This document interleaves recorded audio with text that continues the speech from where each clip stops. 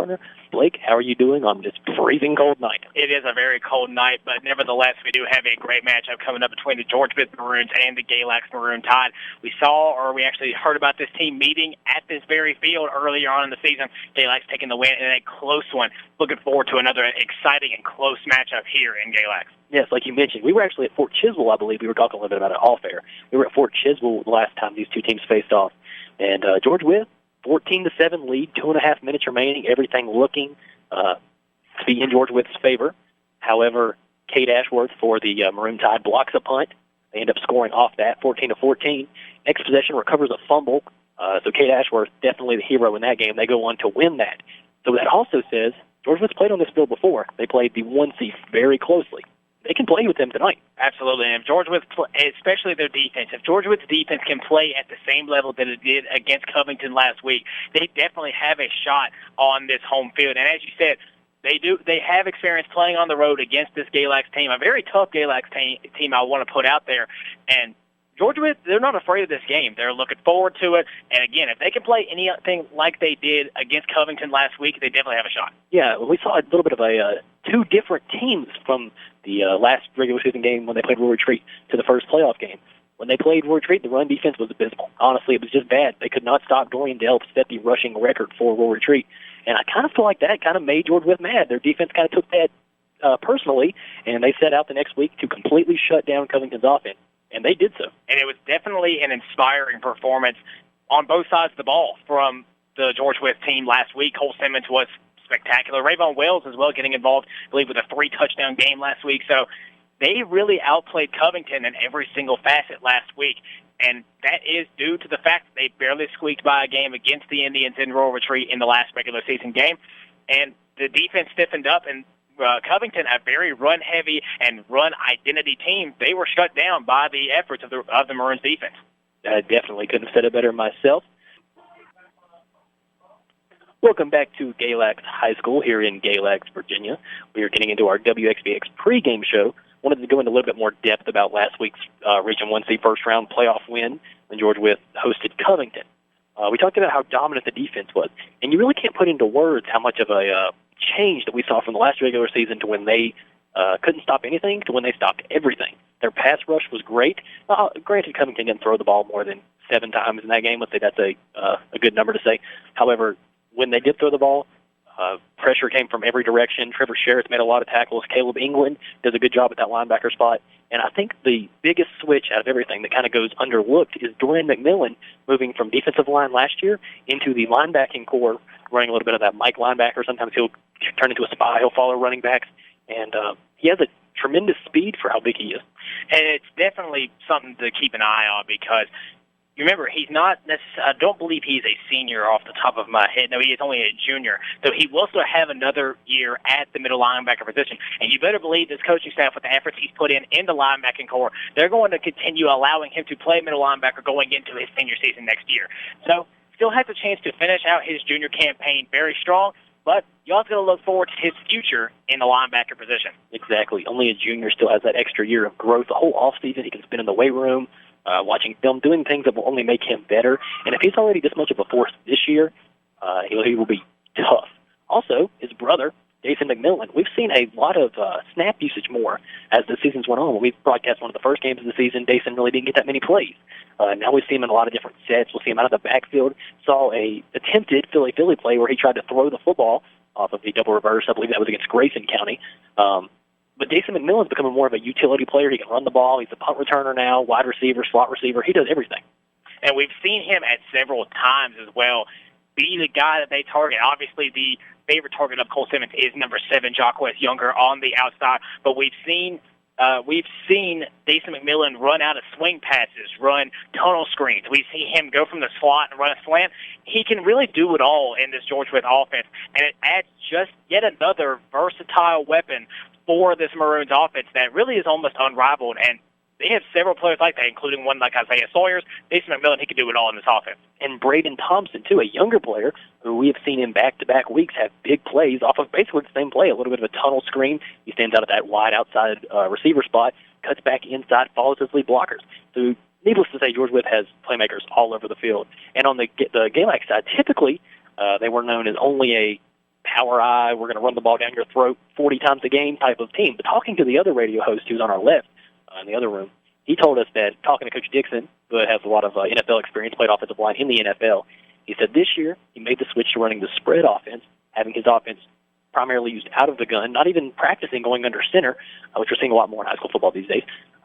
However, a great switch for Galax is Galax just shows their ability to be versatile and adjust. Some of these players are seniors. They've been running the same type of offense since Stephen Peoples, other players like that. We're going to talk about the great lineage of running backs that come from Galax High School. However, a great ability to be able to adjust, because if you're not familiar, running out of the gun is a lot different than running out of a power eye set or something under center. You definitely, as a running back, have to look for different matchups than you would from going under center.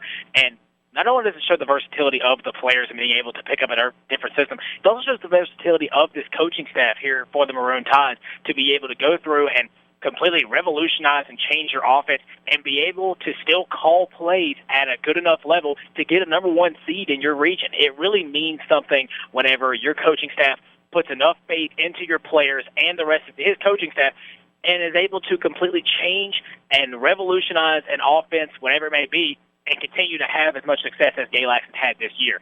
Definitely a fantastic job all around by this offense going from the power ride to the shotgun and spread offense. Definitely. Once you talk about some of the surrounding area matchups, don't have a lot on our list, but we do have a few. Grundy at Chilhowie. Chilhowie 12-0, obviously an amazing powerhouse. Doesn't look like they're going to be stopped. However, the playoffs is weird. Crazy things do happen. Taking on 7-4 Grundy. I was talking to you off air. The battle of the running backs. Grundy's running back is tremendous, setting records for them. And Mr. Sanchez, the running back for Chilhowie, tremendous. He's been tremendous last year. We broadcast the game when he came into George Wythe, had over 300 rushing yards, multiple touchdowns.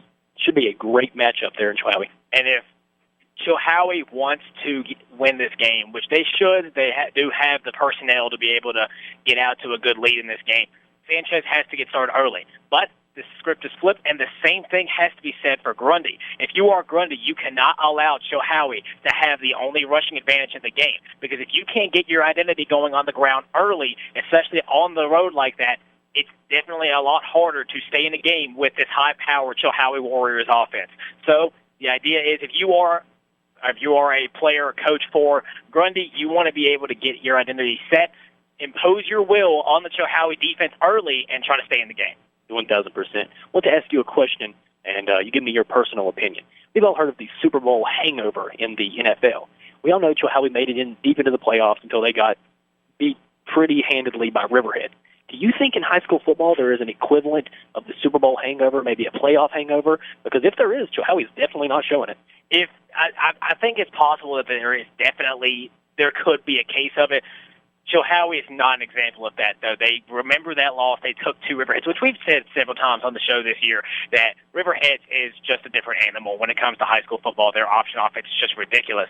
But Chilhowie has definitely not wavered in the face of adversity so far in this postseason. They've been blowing teams out. They've been looking very good while playing at home, and I look for them to do the same thing against Grundy tonight. However, it's definitely possible, something that they get as close as they did last year, and it's definitely a possibility of happening. J.I. Burton heads to Patrick Henry, which should be an amazing game. The game that matters for the winner of this one is Narrows at Perry McClure. If Galax wins, obviously they will host because they are the 1 seed. They have home field advantage throughout the playoffs. If George Wythe wins, they'll be on the road, either to Narrows or Perry McClure, whoever wins that. Either way, if George Wythe is able to win this football game, they have a tough road ahead of them because it's going to be a tough road.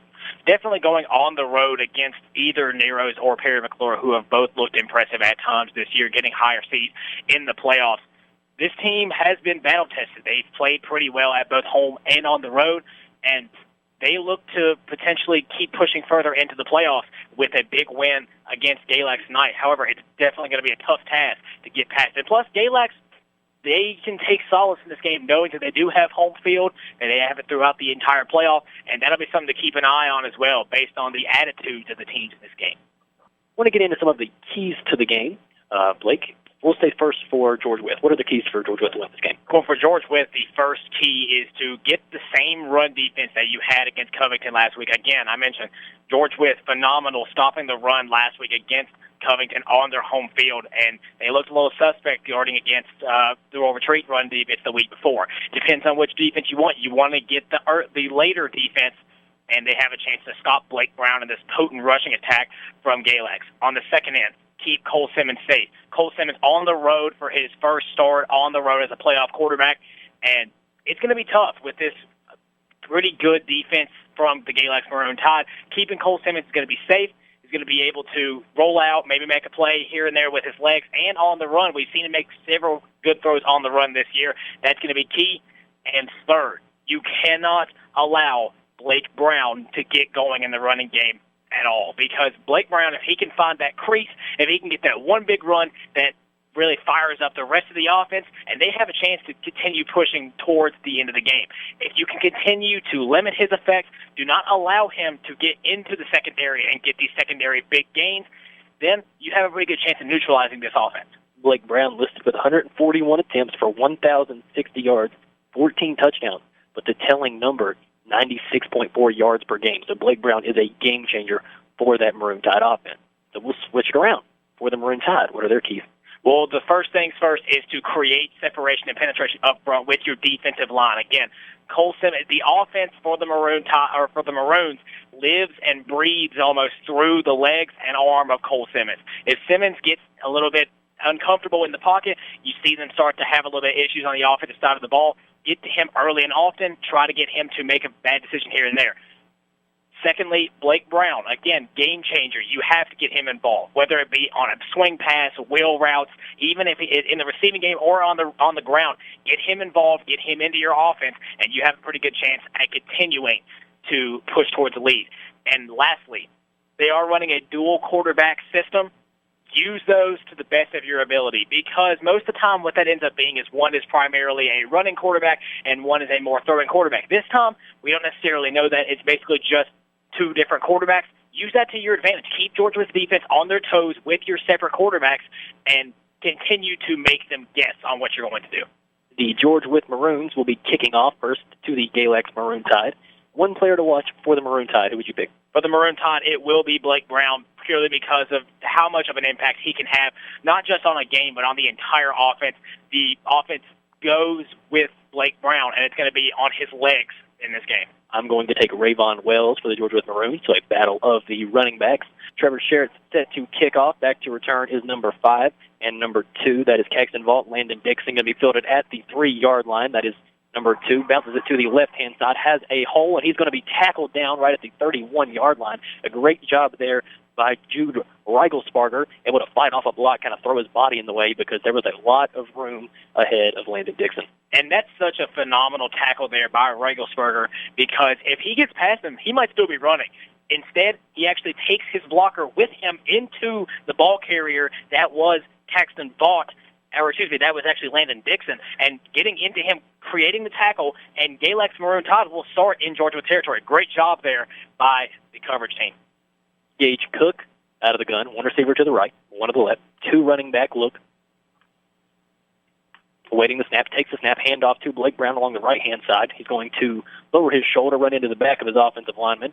Tackle is going to be made by Rayvon Wells, the safety, who came up to secure that tackle. And not only has Rayvon been good in the rushing game so far, he's also been stepping it up for his production as a safety, not allowing the deep threats as much, and he's been able to get into certain plays and be able to limit big gains. There was only about a 2-yard gain. Good play there by Rayvon, recognizing the run to the left side and neutralizing the effect.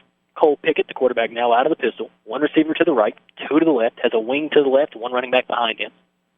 Awaiting the snap, takes the snap, turns around, hands the ball off to Blake Brown yet again, splits the defense almost to the first down marker. I believe he's going to be marked just a yard shy, going to bring up 3rd and 1, ball spotted right around the 41-yard line. Just a halfback draw up the middle, again hanging it off. Actually looked like it was a fake screen, handed off to Blake Brown. A good tackle by Dason McMillan as he gets in about a yard short, and Galax setting up with a 3rd and short early. These are the types of downs that you want to dominate in this game for both sides. Could be a big momentum play early on in the game. 10:48 remaining here in the first quarter. This is Pickett out of the pistol formation. One receiver to the right, one to the left. Power set.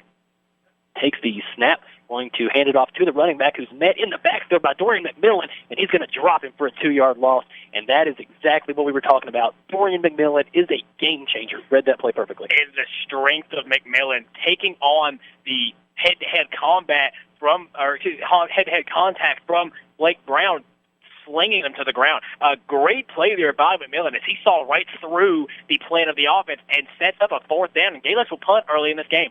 Back to return the punt is Dason McMillan. We talked about that in the pregame. So a great job there on 3rd and 1. Dorian McMillan able to get that stop for the Maroons. It is a low snap picked up by the punter, left-footed punter. Boots a beauty down to the 25-yard line. Dason McMillan fields, lowers his shoulder, runs over a defender, and he's going to be knocked down right at the 35.5-yard line. And that is where Cole Simmons and the George Wythe offense will set up shop. And it will be a similar starting field position for the Maroons that Galax had actually flipped field position here. And it was a decent return, just a easy return up the middle, wasn't trying to break any tackles and get down the sidelines. He wanted to get what he could to set up this good George Wythe offense with a little bit of momentum. There he gets it to about the 36-yard line, and George Wythe, we'll see how they can handle the pressure on the road. Simmons out of the gun. 2 receivers to the right, 1 to the left. Rayvon Wells in the backfield. Defense in their basic 4-3, takes the snap. Simmons going to keep it himself, pulls it down. He's going to be slung down in the backfield. Tackle made there by number 24, Cade Ashworth, who may be George Wythe's kryptonite. Single-handedly brought them back into the game the last time they played, 2nd and 12. And you got to believe that this George Wythe coaching staff has drilled the name Cade Ashworth into this offensive line because of the heroics that he had for the Maroon Tide in this last game. There he gets his first tackle of the game early with a tackle for loss on Cole Simmons, 2nd and long coming up. But George Wythe, they've done so well at converting long downs. So maybe we'll see another example of that. We'll see. Simmons out of the gun. 2 receivers to the left, 1 to the right. Wing to the left-hand side, hand off to Rayvon Wells up the middle. He runs into the back of his offensive line, and he's going to be gang tackled right there. Pick up of maybe a yard. Tackle made there by number 7. That's Brendan Bryson, along with number 10, Colby Barnes. And it is 3rd and 11. And now one side effect here from this George Wythe offense, we know how much they love to throw the ball. They probably throw the ball at least half the time. Now the issue with this weather, it is cold weather. It's going to be harder to make connections with your receivers and allow them to go up and get certain deep balls with it being this cold weather, not being able to haul in to as many passes. So it's something to keep an eye on as they go empty backfield. Simmons alone out of the gun. 2 receivers to the left, 2 to the right. Zone defense coming from the Maroon side. Play is blown dead. We're going to get a timeout here from the Galax side. Coach Mark Dixon did not like the look that they got. Looked like Galax dropped into a zone right at the last second right there. A little bit of confusion. So we will keep it right here with this early timeout. 8:28 remaining here in the first quarter. And these are the timeouts that do frustrate a coach because you're looking like you're going to be set up, and just a little bit of confusion on the defensive side forces you to call a timeout to prevent a big play from happening. That takes away a timeout that you could have had later on in the half.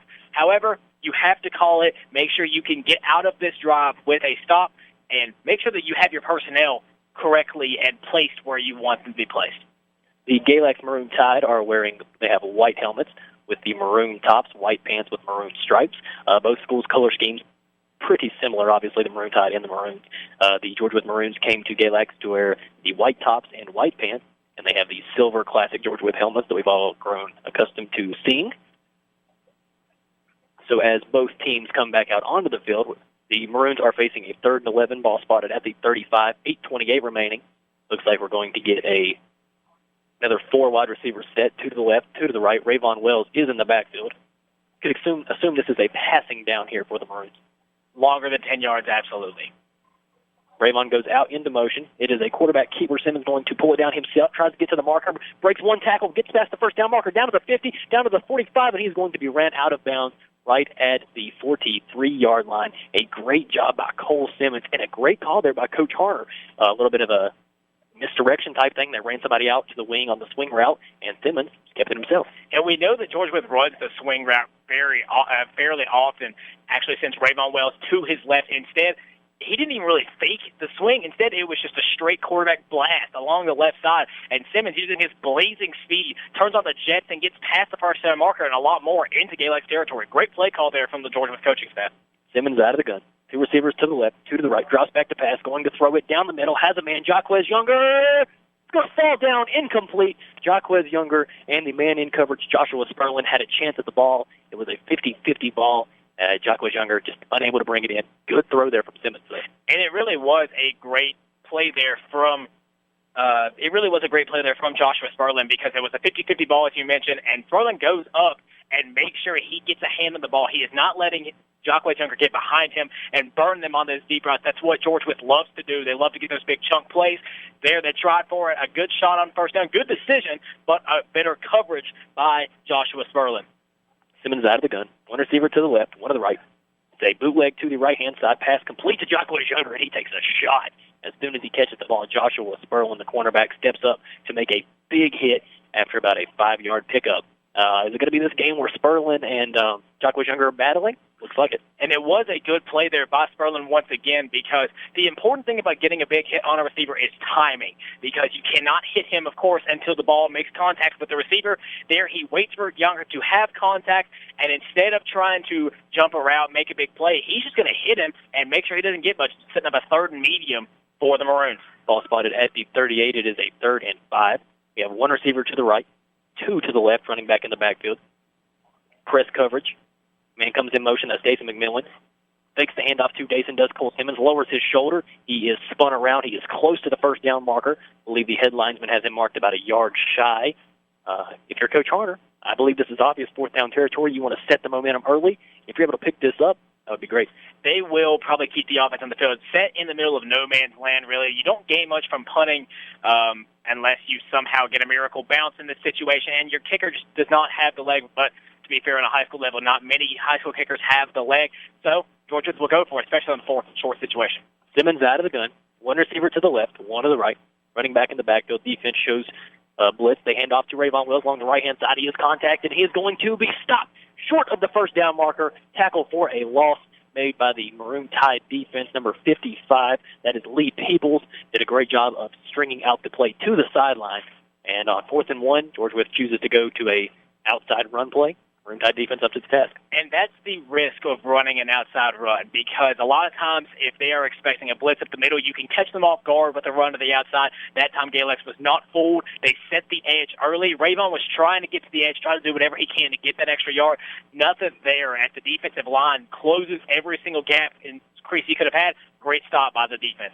Pickett out of the pistol. Two receivers to the right, one on the left. Handoff to Blake Brown. Splits the defense. Gets past the first secondary. Gets into the secondary. Breaks Rayvon Wills. Tackles at the 35, down to the 30. 2 men to beat. Turns on the Jets, and he's going to be tackled right at the 18-yard line. A big run there by Blake Brown. So you kind of feel the momentum swing back to the Galax side after that 4th down stop. Blake Brown with a huge run there on first down, and they have the ball into the Maroon red zone. And those are the types of runs that you are so... You just watch in awe, because all it is a simple handoff up the middle on an option-type play, and Brown just turns on the Jets and takes it the distance, goes about 40-some yards on the play, and a great play there by Brown, setting themselves up in the red zone. Pickett out of the gun. Two receivers to the left, one to the right. Handoff to Blake Brown yet again. Bounces to the outside. One man to beat. Shrugs off a tackle, and he is going to be brought down right at the 6-yard line as he broke the initial tackle and then got shoestring tackled by the cornerback right there. That is Tyrus Green. And that was a very good stop right there, getting them right at the first down marker. But it's still a good run by Brown. He's going to go along the right side, shrug off a tackle, and gets just barely brought down at the first down marker. But if you're Galax, if you have the running back that you do, you feel confident in these situations, especially this close to the end zone. So Pickett's going to be out of the gun. Two running backs set, one receiver to the right, one to the left. Defense shows pressure up the middle, takes the snap, handoff to Brown. He is going to be contacted immediately, and he will not pick up the first down, going to bring up 3rd and 1 as Blake Brown gains nothing on that play. And a good job plugging in all the holes on the offensive line by the defensive line of the Maroons, not allowing Blake Brown to get up the middle and the first down. Actually lost about half a yard on that play, so a good job setting the middle, not allowing them to just run the ball down their throat. And George Wythe, potentially a bend-don't-break and goal line stand situation. So Pickett out of the pistol. Two receivers to the left, one to the right. One running back to the left of Pickett, one behind him. That is Blake Brown. Defense shares pressure yet again up the middle. Takes the snap, turns around, hands the ball off to Blake Brown, follows his blockers, and he's going to dive past the first down marker down to the 2-yard line, and the Maroon Tide will be facing a goal-to-go situation. and there's not much you can do for a defense. They're actually going to counter play, fake to the right side, width to the left. He's just going to dive for a first down, gets to about the 2-yard line. And George Wythe set up now in their own, or set up now in Galax's end zone. The best case scenario for them is they can maybe hold them to a field goal or even force a fourth down goal line stand, but they're going to have to make a stop on this play to have a chance at that. 4:55 remaining here in the first quarter. Pickett out of the pistol, 2 receivers to the left, 1 running back behind him, 1 receiver to the right. He checks the play, snaps the ball, turns around, hands it off to Blake Brown, follows his fullback into the end zone for a Maroon Tide touchdown, and they get onto the board first off of the legs of Blake Brown as the Maroon Tide defense holds. They get the ball back, and then Blake Brown, a few plays later, into the end zone. And here is the interesting tidbit so far. Every play that Galax has run so far in this game has been a handoff to Blake Brown. That just shows how much faith they have in this offense, in Blake Brown leading this team, and when every single play is going right back to the premier running back, shows the amount of faith they have in him. Caxton Vaught onto a tip the extra point. Joshua Sperlin is the holder. Snap is good. Hold is down. The kick is up, and it is through. So that will push the Maroon Tide lead to 7. That touchdown there by Blake Brown, sponsored by Rural King, America's home and farm store. So the Maroons had it deep into Maroon Tide territory, right at the 30, 35-yard line. They go for it on 4th and 1, handoff to Rayvon Wells along the outside right there. Typically, you'd like to see something going straight. As everyone knows, the quickest place between 2 points is a straight line. They tried a little bit of trickery on the read option to hand off to Rayvon Wells. Did not get it, and then immediately Blake Brown breaks a long run to the 18-yard line. And right now, George Wythe has to find a way to stop that running game. And you can't blame the coaching staff for George Wythe wanting to go for it in the situation that they were, deep into Galax territory, 4th and 1. You want to go for that. You don't want to punt the ball away that close to the end zone. So instead, they go for it on 4th and 1. A phenomenal job on the 4th down stop by the Maroon Tide. Sets up the Blake Brown vengeance drive, that's what I'll call it, because he looks like a man on a mission going out of the backfield. However, it's still early in the game. You have time to make adjustments, and George Wythe don't think that they will stay off the scoreboard. Their offense is too lethal for that. Joe Halley up 8-0 on Grundy. Sanchez with another rushing touchdown. Kale with the 2-pointer. 4:41 remaining here in the first quarter. Caxton Vaught set to kick off. Back to return is Rayvon Wells along with Trevor Sherritt. It is a good kick, going to be fielded by Rayvon at the 5-yard line. We're going to get a little bit of a reverse to the left-hand side. Rayvon Wells tries to make something happen. He goes nowhere as Rayvon Wells gets to the 10-yard line, and a flag flies for about 30 yards downfield.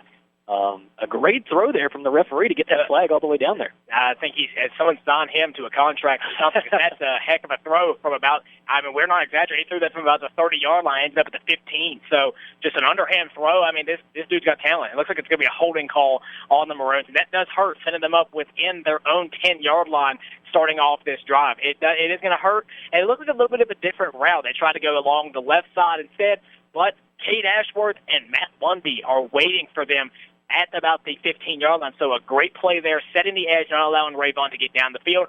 And unfortunately for the Maroons, we do have a holding call on the play. So Simmons standing in his own end zone out of the gun. 2 receivers to the left, 2 to the right. Man comes in motion. Simmons takes the snap, going to keep it himself up the middle, lowers his shoulder, and he's going to be contacted immediately. Tackle made there by number 9, Keaton Beeman, the sophomore linebacker, as the George Wythe Maroons pick up nothing, and they go to 2nd and 10.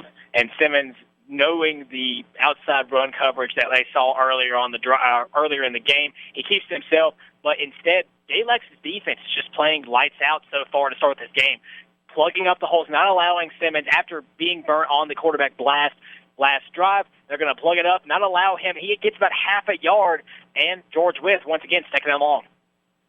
Simmons out of the gun.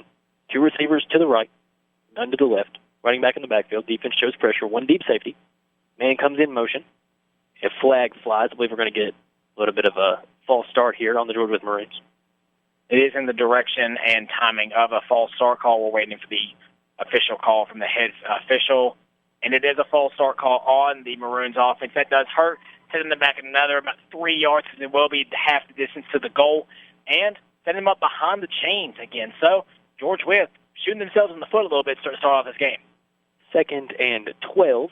Here for the Maroons. Ball spotted at the 2.5-yard line. the minimum you want to be able to do is flip field position and not give the Maroon Tide the ball on your side of the field if you are forced to punt. Now, keep in mind, George Wythe, as I said, it is cold. It is going to be a little bit tougher with the great corners that Galax has, but they like their shots downfield. Keep an eye out. I would not be surprised to see another throw-up to maybe a Braden Thompson on this play. Simmons takes a snap, drops back to throw, has a man, Jacquez Younger, just over the hand of Jacquez Younger, who ran a post route. Possibly could have been 6 there if he catches that in stride. Josh Sperlin on coverage. Simmons just a little bit high, incomplete. And it was a strong throw, as you mentioned, Jacquez Younger running a deep post along the seam, and Simmons just a couple inches out over the outstretched hands of Jacquez Younger. 3rd and long coming up here from the Maroons offense, and I don't think that they will be happy. They will be denied with only punting it from their own 2. And instead, they're going to try to put the ball up in the air once again. And again, Braden Thompson on the outside. Actually, never mind, he's going out of the game. It'll be Jacquez Younger on the outside, and look out for Dason Miller in the slot. Simmons out of the gun. 2 receivers to the left, 2 to the right. Defense shows pressure. Simmons drops back to pass, going to fire across the middle, complete to Dason McMillan. He is going nowhere as the zone defense there from the Maroon Tide. They're going to give up short completions like that every day. He picks up 3, gets back to the original line of scrimmage, but it will be 4th down, and the Maroons will be forced to punt deep in their own territory. And that is good patience by the defense, because when you run a deep zone like they just did, they will allow you to make those short receptions. The thing is, they will not allow you to get past the first down marker. That is the main identity of a deep zone, and there they allowed Dason Miller to make the 3-yard catch and get him right at the original line of scrimmage. So a good job, good stand there by the Galax defense. Trevor Sherritt's on to punt. Caxton Vaught on to return. Almost blocked. Trevor Sherritt barely gets it off. It is a short punt that is going to hit a Maroon Tide player, and the George Wythe Maroons jump on it. Is that going to be George Wythe football? And it will be George Wythe football. What a break caught from the Maroons, and unfortunate for the Galax defender because it looked like he never saw the punt go up. It was very close to getting blocked and actually bounced into the back of the defender. I couldn't quite get the number of who it was that made the recovery, but right there, great instinct play to jump right on the ball and set up George Wythe with a first down. You could call that a pass play. If you ask Coach Horner after the game if that was calculated, of course he will say yes. Just how they drew it up, so a 30-yard punch recovery fumble, whatever you'd like to call it, 30 yards on that, and the George Wythe Maroons back in business, 1st and 10, ball spotted at the 29-yard line. I got to tell you, he must have been keeping that in his back pocket the entire day. We haven't seen that yet. Cole Simmons out of the gun. 2 receivers to the left, 1 to the right. Defense shows pressure. No deep safety. Man coverage on the outside. Takes the snap, drops back to pass. Has time. He is pressured now. Is going to throw it away, and it will get past the line of scrimmage. There was a man in the area, that is Jacquez Younger, so it cannot be intentional grounding, although Coach Mark Dixon kind of lobbying for that call. So we'll bring up 2nd and 10. Originally, Simmons had some time. Good coverage. There was nobody to throw it to. And the intentional grounding is so up for interpretation by an official. Do they decree that there was a receiver in the area in their minds? There was Jacquez Younger in the general area of the pass. Therefore, it is not intentional grounding. And Coach Dixon really wanted that to be a penalty. Instead, George Wythe, 2nd down. Going to be 2nd and long coming up after the incomplete pass. Simmons out of the gun. 2 receivers to the left, 2 to the right. Drops back to pass, has time, going to fire it up to Jacquez Younger. He has a man, and it is going to be intercepted by Sperlin. Oh, they're going to roll it incomplete and hit the ground. What a close play, and fantastic. Again, Joshua Sperlin making his mark early in this game with a couple of great pass deflections and great coverages on Jacquez Younger. Again, Cole Simmons' favorite deep threat on this offense.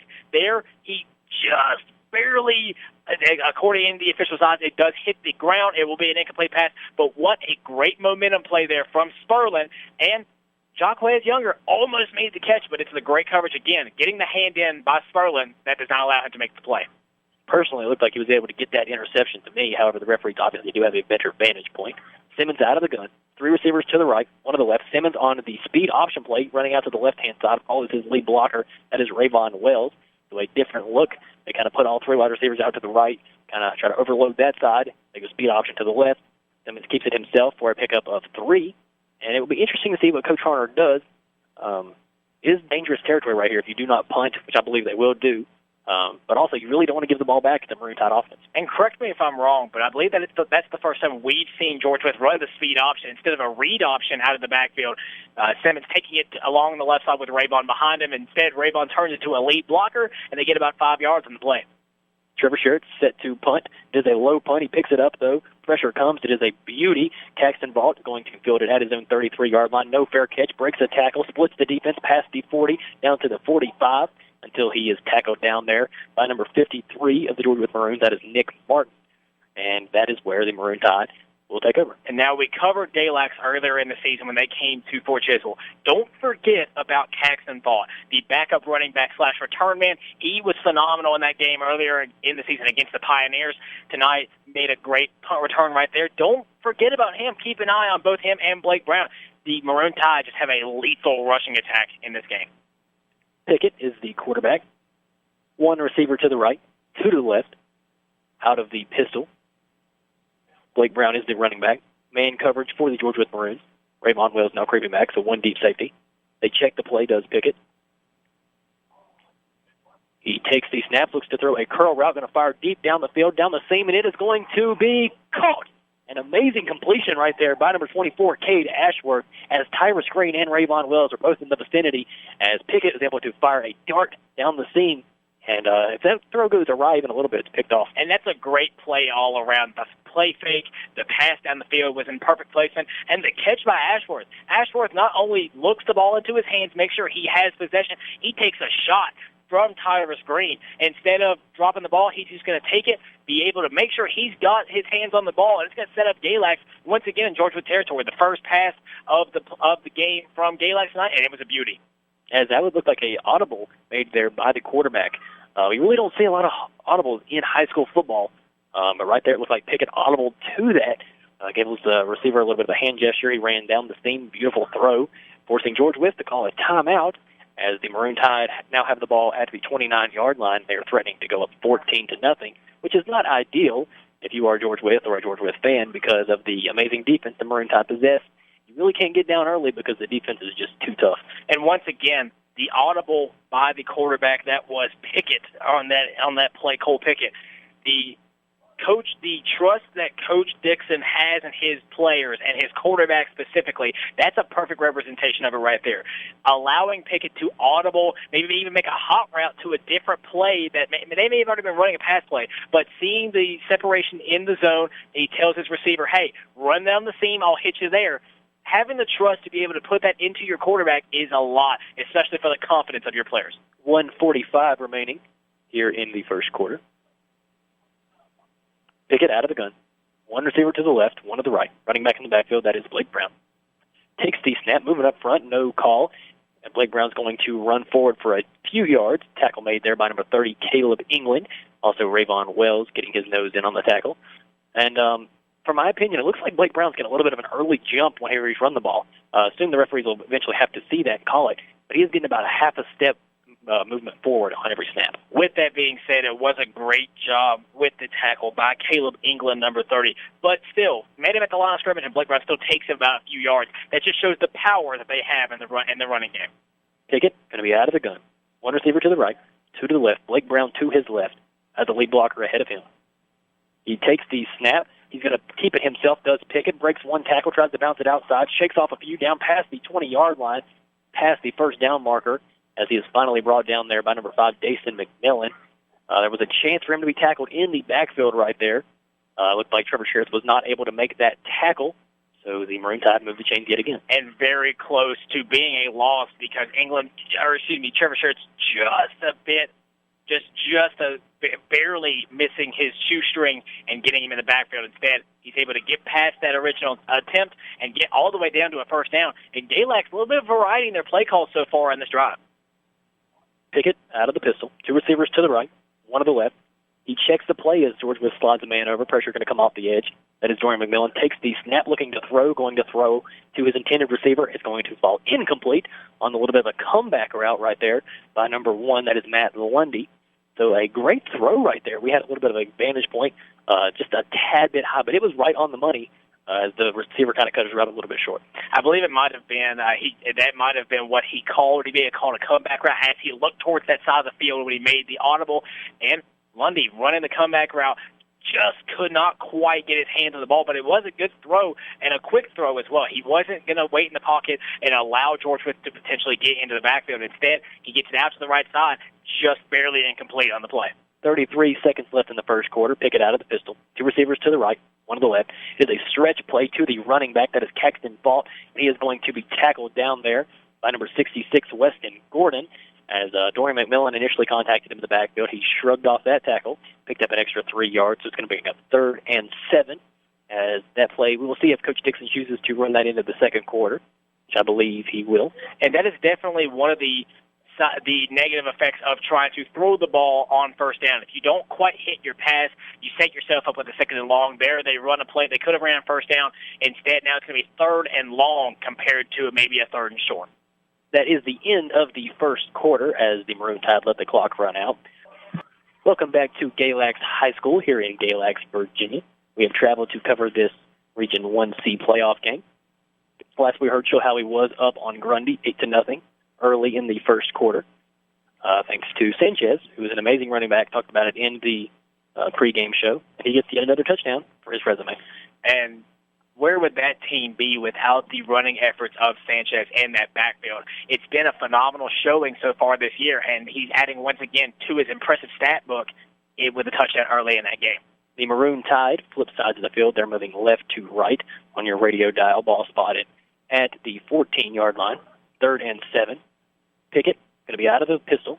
One receiver to the left, one to the right. Caxton Vaught is the lone running back. Takes the snap, makes the handoff. It is a bootleg out to the right-hand side. He is pressured by Trevor Sherritt, has a man in the end zone. It is going to be caught in the end zone for a Maroon Tide touchdown. That is number 2, Landon Dixon, who came around on the crossing route, finds an opening deep over the head of the safety, Rayvon Wells, and the Maroon Tide score yet again to push the score to 14-0.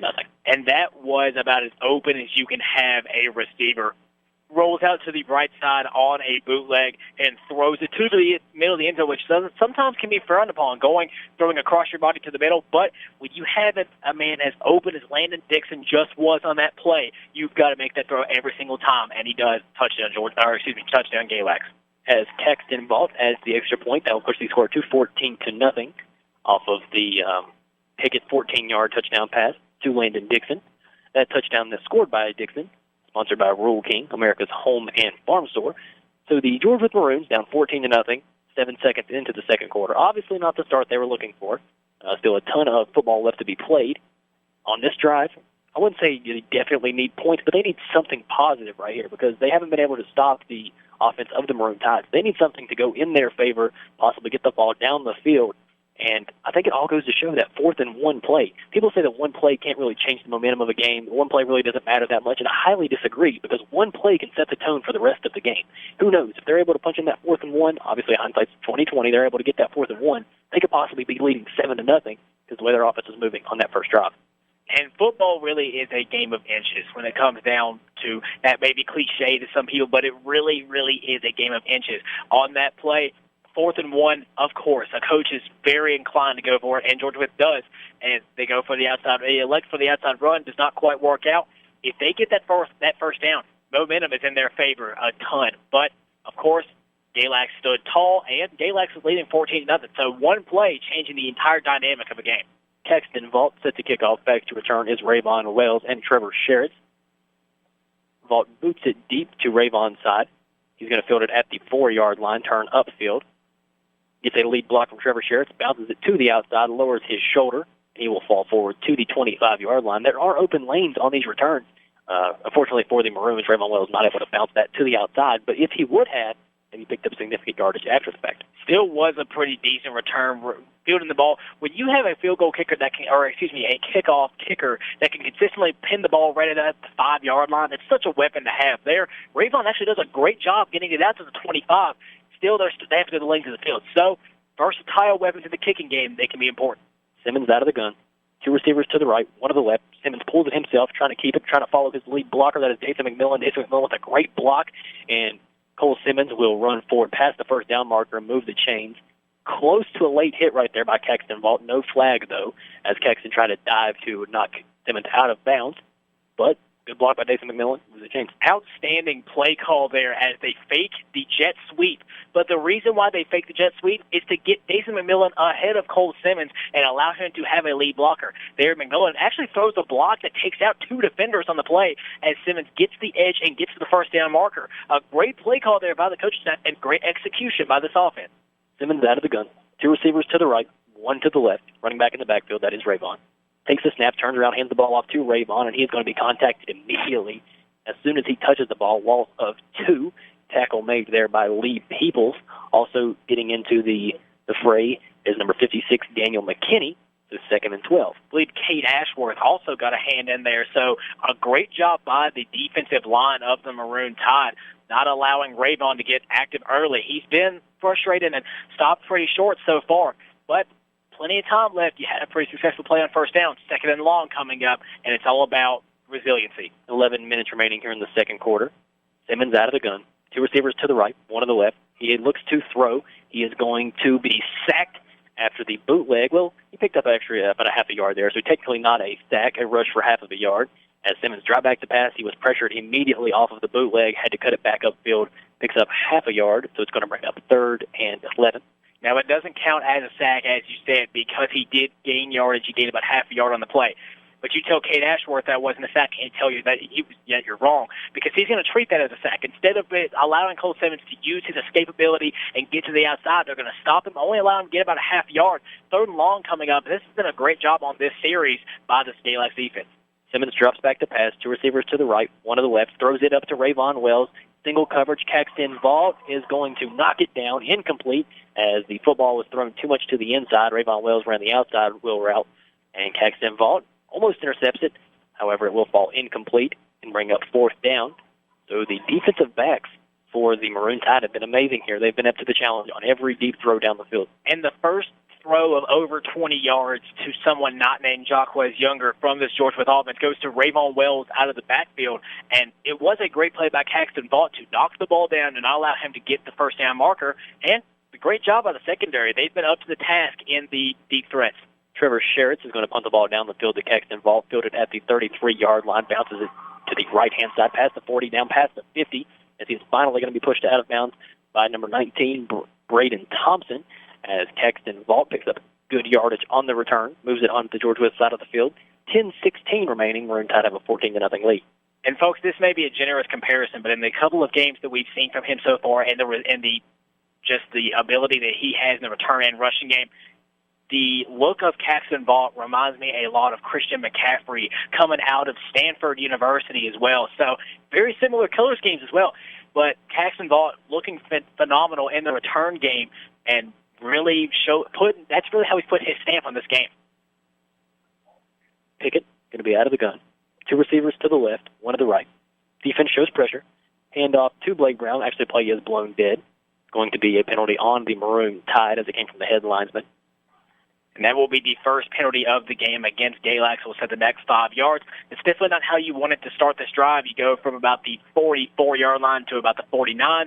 So going backwards, facing a 1st and long. But with the big gains that Galax has been getting all game long, they'll take that challenge with a smile. So 1st and 15 now. Ball is spotted at the 49. Pickett, still the quarterback, going to run out of the pistol. 1 receiver to the left, 1 to the right. Tight end to the left side of the set. Also a fullback in on the play. Pickett audibles.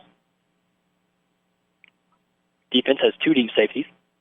Takes the snap, turns around, hands the ball off to Blake Brown, going to follow his lead blockers, breaks a tackle, shakes off of it down past the 40, and he is finally going to be tackled down at the 42-yard line, the 37-yard line by number 15, Isaiah Sawyers. And Blake Brown using his lead blockers to his advantage. Instead, he's actually not even pushing them along. He's actually hiding behind his blockers and breaks out at the last second, breaking a tackle in the process, gets up about 2nd and short. And again, Galax, these big gains they're getting, they're looking really good right now. Pickett out of the pistol. 1 receiver to the left, 1 to the right. Defense shows pressure up the middle yet again. Takes the snap, hands the ball off to Blake Brown right up the middle, jump cut to the right-hand side, down past the 35, down past the 30, shakes a tackle, and he will run out of bounds right at the 28-yard line. Good footwork there from Blake Brown, able to shake a few tackles and move the chains yet again. And I've said it before, and I'll say it again. When you're a running back in those situations, your ultimate goal is you want to get the edge. And that time, Blake Brown does just that, gets down the field, gets the first down yardage, and a whole lot more, setting Galax close to the red zone of George Wythe once again. 9:28 remaining here in the second quarter. Pickett out of the pistol, 2 receivers to the left, 1 to the right. Changes the play yet again. Takes the snap, drops back to pass, looking to the left-hand side. Pass is going to be caught by his intended receiver. That is number 2 on the curl route. About a 5 to 6 yard curl route right there. Tackle made by Tyrus Green, the corner. Jacquez Younger, actually, the corner in coverage. And that should say something when one of the lowest gains they've had so far in this drive still goes for 5 yards. It's just a simple curl route to the far sideline on the left side of the field. And a great throw there by Cole Pickett sets them up for second and medium. So Galax, they're moving the ball in all facets, on the ground, through the air. George Wythe's defense, they have no answers for this offensive attack right now. 2nd and 5, ball spotted at the 21-yard line. Pickett out of the pistol. 1 receiver to the left, 2 to the right. Takes the snap, turns around, hands it off to Blake Brown. Jump cut yet again past the initial line of scrimmage. Gets down past the first down marker. And Blake Brown, yet again, moves the chain. And that is a great run going along the left side as he jump cuts back to the middle of the field, finding the crease in the offensive line and getting to the first down marker. It looks like they may measure this as they have not ruled it will be a first down yet. I thought personally that he got the necessary yardage, but looks like we will wait for the official ruling. Braden Thompson walks off as some of the coaches came on the field to check on him. Seems to be okay. Walked off under his own power. Goes down to the sideline, takes a knee. It will indeed be a first down from the ball spot. Ball will be spotted at the 16-yard line. So the Maroon Tide threatening to add to their 14-point lead. 8:37 remaining here in the second quarter. And once again, Galax into the Maroons' red zone. They've been impressive so far on this drive. It's now time for them to try to punch it in. Pickett out of the pistol. 1 receiver to the left, 1 to the right.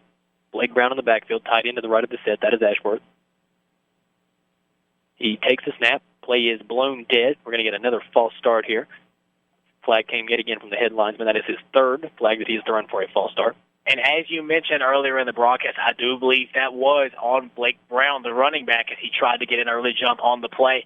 Those hurt, but when you try to get away with whatever you can, he's gotten away with it a couple of times so far in this game. Now they have stiffened up, and they're going to keep an eye on it. That's going to be a storyline to keep an eye on. It's going to be 1st and 15 coming up here for the Galax Maroon Tide as they move out of the red zone. Pickett out of the pistol. Now moves into the gun. 1 receiver to the left, 1 to the right, tight end to the left side of the formation. Defense shows pressure. Takes a snap, handoff to Blake Brown. Counter play back to the inside, past the 20, down past the 10, and he is going to get into the end zone for a Maroon Tide touchdown as the Maroon Tide run a halfback counter. They fake everything one way. Blake Brown goes the other, and he is able to score from 21 yards out, and it will be 20-0 as the extra point attempt will be attempted by Caxton Ball. And that counter play is so lethal for a defense when you know that they're probably going to hand off to their premier back, and so you are so prepared for them to go to the left side, and they jump cut and go to the right side with no one there. It's a great play called by the coaching staff from Galax and great execution by the offensive line, selling the play to the left as Blake Brown sneaks around the right side. Snap is good. Hold is down. The kick is up, and Caxton Vault will knock it through. That will push the lead to 21-0. 8:07 remaining here in the second quarter. And I said last time that it wasn't a necessity for the Maroons to get points. Now it is. They have to have points on this drive. Their offense has done nothing other than the first drive where they stalled out. And right now their defense isn't able to stop the Maroon Tide. So their only chance of winning this game as of now is a shootout. And now the idea behind your game planning, if you are part of the George Wythe side, is you still have to stay positive. You can't get down on yourself early. You can still point out some of the plays that have been successful, try to pick out your matchup still again. And remember, if they can stay competitive in this for the remainder of this first half, George Wythe does get the ball back at halftime. So that is something to remember. The defense can maybe get a stop here by the end of this half. There is about 8:07 remaining. They still have a chance to make this a ball game, but it does have to start on this drive. Ideally, you want to keep it within 2 possessions. When you go into halftime, you will get the ball back. That is right around what coaches like to keep the score at, if possible. However, the Maroon Tide would like to push that to as many as possible. before halftime. Now remember, last time we saw George Wythe with a lead towards the end and a big finish. We may see a different story. It's something to keep an eye on. Caxton Vault set to kick off. Back to return is Rayvon Wells along with Trevor Sherritt. Caxton runs up to the football. He kicks a low line drive kick that's going to go all the way into the end zone for a touchback. So the Maroons would definitely prefer that over fielding it at right around their own 3-yard line. And once again, Caxton Vault lets out a kick that lands at about the 3-yard line. So the kicking ability of Caxton Vault, that's a weapon. And George Wythe does not allow them to return a kick. They would rather set up, go to the length of the field at the 20-yard line. So with that being said, George Wythe, big drive coming up. 8:07 remaining here in the second quarter. Ball spotted at the 20-yard line. Simmons going to be out of the gun. One receiver to the right, one to the left. Running back in the backfield, that is Rayvon. Takes the snaps, looks to throw to Jacquez Younger, going to be complete, and then fumbled as Jacquez Younger picks it back up. They're actually going to rule it incomplete, so it will be an incompletion right there. Looks like a little bit of miscommunication right there between Jacquez Younger and Cole Simmons as the throw was just a little bit late, allowing the defensive back to have more time to get there. It's very close to being a fumble, not an incomplete pass. However, the officials do rule that it is going to be an incomplete pass, setting themselves up with a 2nd and 10 instead of about a 2nd and 5, because I believe Jacquez Younger may have recovered the fumble after he dropped it. So that does swing a little bit. That does hurt for George Wythe, but instead you still want to go ahead and keep looking. You want to be safe. You want to be thankful that maybe it wasn't a turnover that went the other way. 2nd and 10. Ball at the 20-yard line. Simmons out of the gun. 2 receivers to the right, 2 to the left. No deep safety. Man coverage across the board. Man comes in motion, takes the snap, looks to throw. He is pressured, going to throw it out of bounds, incomplete. And that may draw a flag, as I don't believe that pass got past the line of scrimmage. We will see if they rule Rayvon was in the area. I believe it was both Rayvon and Jason McMillan were in the area, so they did not throw a flag for that reason. Very close to being intentional grounding. As you mentioned, it did not go. It looked like it may not have made it back to the line of scrimmage, so I'm actually a little bit surprised about the no call, but George Wythe, you take what you can get. It's still going to be 3rd and 10 as the offensive line. Big play there as the defensive line got to Cole Simmons early. 3rd and 10, ball at the 20.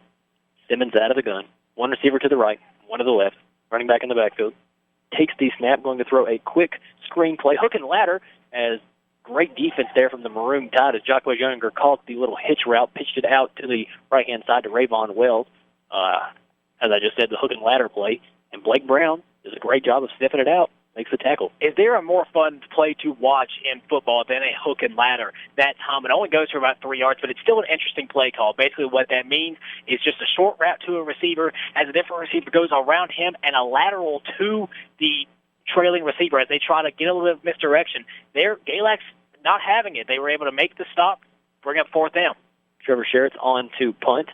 He does just that. Caxton Vault back to return, fields it at his own 45-yard line, breaks a tackle, splits the defense, cuts back out to the right-hand side, down past midfield, down to the 40-yard line, and he's going to run out of bounds at the 35. Tackle made by Braden Thompson, who checked back into the game after the earlier injury.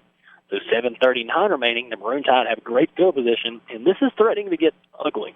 And Caxton Vault, no fear in the return game right now. Looked like that was a ball that 9 out of 10 return men would call for a fair catch, not Caxton Vault. Instead, he's going to take it, plant his foot, get past the initial defender, and get all the way down to about the 38-yard line. So a good return there, setting up Galax once again in George Wythe territory. And as you said, George Wythe, they got to make a move soon if they don't want to make this. They don't want to get this game to a hand.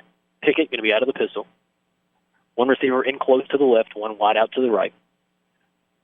He takes the snap, turns around, hands the ball off to Blake Brown, follows his lead blockers. He breaks 1 tackle, and then Braden Thompson comes in to clean things up. Good initial contact made there by Caleb England as he drove the man blocking him into the backfield. And you have to start somewhere for this George Wythe defense. That is a great stop on 1st down, only allowing Blake Brown to get about maybe a yard on the play. So limiting his production on 1st down, that's huge because you want to keep them in these 3rd and long, 2nd and long situations instead of giving them 2nd and short consistently. So that's a start, and that's a great stop on 1st down.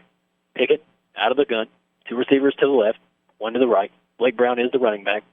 Fullback to the right of the set, that is Bryson. takes the snap, hands the ball off, actually keeps it himself, fakes the handoff to Brown, breaks one tackle down past the 25. He shimmies down past the first down marker as he will move the chains yet again. And the Wythe Maroon defense, needless to say, they're kind of lost on this run game. They load up to stop Blake Brown. Pickett keeps it himself, moves the chains yet again. They just can't seem to get a stop. And, I mean, can you blame them? Because every time you think it's going to Blake Brown, instead it goes to a receiver. That time, Cole Pickett keeps it himself and goes along the right side enough for a first down. We've seen Caxton Vaught get involved. We've seen passing plays on rushing situations and then rushing plays on passing situations. So hard to judge what this offense is doing. Pickett out of the pistol. Two receivers to the left, one to the right. Takes the snap play action pass, looking to throw a post route. It is going to be knocked down by Jacquez Younger. Almost was able to break on it, pick it off. However, it falls incomplete. Would have been a huge play for the Maroons as they desperately need something to go their way. Nevertheless, 2nd and 10. And it was still a good play by Jacquez Younger, jumping the crossing route, tried to make the interception, but it's still a great job by Landon Dixon because there's a certain point where a wide receiver, you have to almost turn into a defender as well. Making sure that a cornerback cannot come down with the catch is important. There, he does just that, and Galax will be at 2nd and 10. Pickett out of the gun. Two receivers to the left, one to the right. Blake Brown and Bryson to the left of him. He takes the snap. He is going to fake the handoff on an RPO. Pass falls incomplete as it was a good pressure there up the middle by Dason McMillan along with Trevor Sherritt. They fake the handoff, and then Pickett looked to throw a swing route out to the left-hand side to Bryson. The pressure caused him to throw it short and incomplete. And a couple of questionable decisions from the coaching staff of the Maroon Tide. They've been running the ball so well on this drive, and they go to the air on 2 straight plays, both incomplete passes. Still a great job getting the pressure up front by the defensive line on that last play, seeing right through the fake handoff and getting to the quarterback as the pass goes incomplete. So this is your time for the Georgia Wythe defense. They got to get a stop right here. 3rd and 10, ball spotted at the 22-yard line. Pickett out of the gun. One receiver to the left, 2 in close to the right. Takes the snap, drops back to pass, about a 9-step drop screen play coming. Pass is incomplete to Blake Brown as the ball falls incomplete straight to the turf. Brown was not able to bring that one in. You could tell that was a screen pass by the backpedaling of the quarterback right there. Typically, the deepest drops you see are 7 steps. He took about 15 steps back on that play. But the Maroons get that stop that they needed. And the play recognition by Weston Gordon coming in and making sure that he does not get even make the catch, let alone get to a first down marker. And it was great. It was a great recognition of the screen play, not allowing Blake Brown to make the catch, and setting us up to look like they will try a field goal from the 22-yard line. So a 39-yard attempt here for the Galax Maroon Tide. Caxton Vaught on to attempt it. Snap is good. The hold is down. The kick is blocked by the Georgia Wythe Maroons. Ball is on the ground. It is a live ball. Caxton Vaught picks it up, but the Georgia Wythe Maroons block the field goal, and now they have a little bit of momentum. If they're able to get a score before they go into half, they will get the ball back. And that's the exact drive, the exact stop that they needed. Galax getting the ball deep into Georgia Wythe territory, and Georgia Wythe defense holds for the second time this game on a blocked field goal. Now, if you're the offense, you have to take that momentum. Don't be surprised if we see a deep shot here on first down trying to take control and put momentum firmly in your side. Simmons going to be out of the gun. 2 receivers to the right, 2 to the left. Man coverage yet again. Now they drop 1 deep safety. Takes the snap, quarterback keeper up the middle. He's going to run into the back of one of his offensive linemen and pick up about a yard, maybe a yard and a half right there, does Simmons. Tackle made by number 24, Cade Ashworth. So 2nd and 9. And you kind of have the feeling maybe a little bit of momentum for the Maroons, but they desperately need something here. And I'm a little bit surprised by the quarterback keeper. Again, maybe we'll try to go to a play that worked for them earlier in the game. A play that we have not seen so far actually ran is the jet sweep that's been so lethal at times in this offense. Maybe holding it for a certain situation, but still, great job by the Galax defense, not allowing Cole Simmons to use his capability. Simmons drops back to pass, looking to throw a deep route, has one man deep, that is Jacquez Younger, passes in the air, and it is going to be bobbled around and then dropped by Younger. And 1 deep safety, that was Caxton Vaught. Jacquez Younger had a great chance to bring that in, even on the second effort, but it falls incomplete. And the Maroons are not able to complete these deep passes they've tried. And good coverage by Caxton Vaught that does not allow Jacquez Younger to make the initial catch. But on the secondary catch, just right through his hands on the bobble, so close to being a big play for the Maroons. And they'll be setting up with 3rd and long. I would not think this close to halftime that George Wythe will be happy with having to go 3 and out in this situation. They want a first down. They want it now. 2 receivers to the right, 2 to the left for Simmons, who is out of the gun. Rayvon Wells is the lone running back.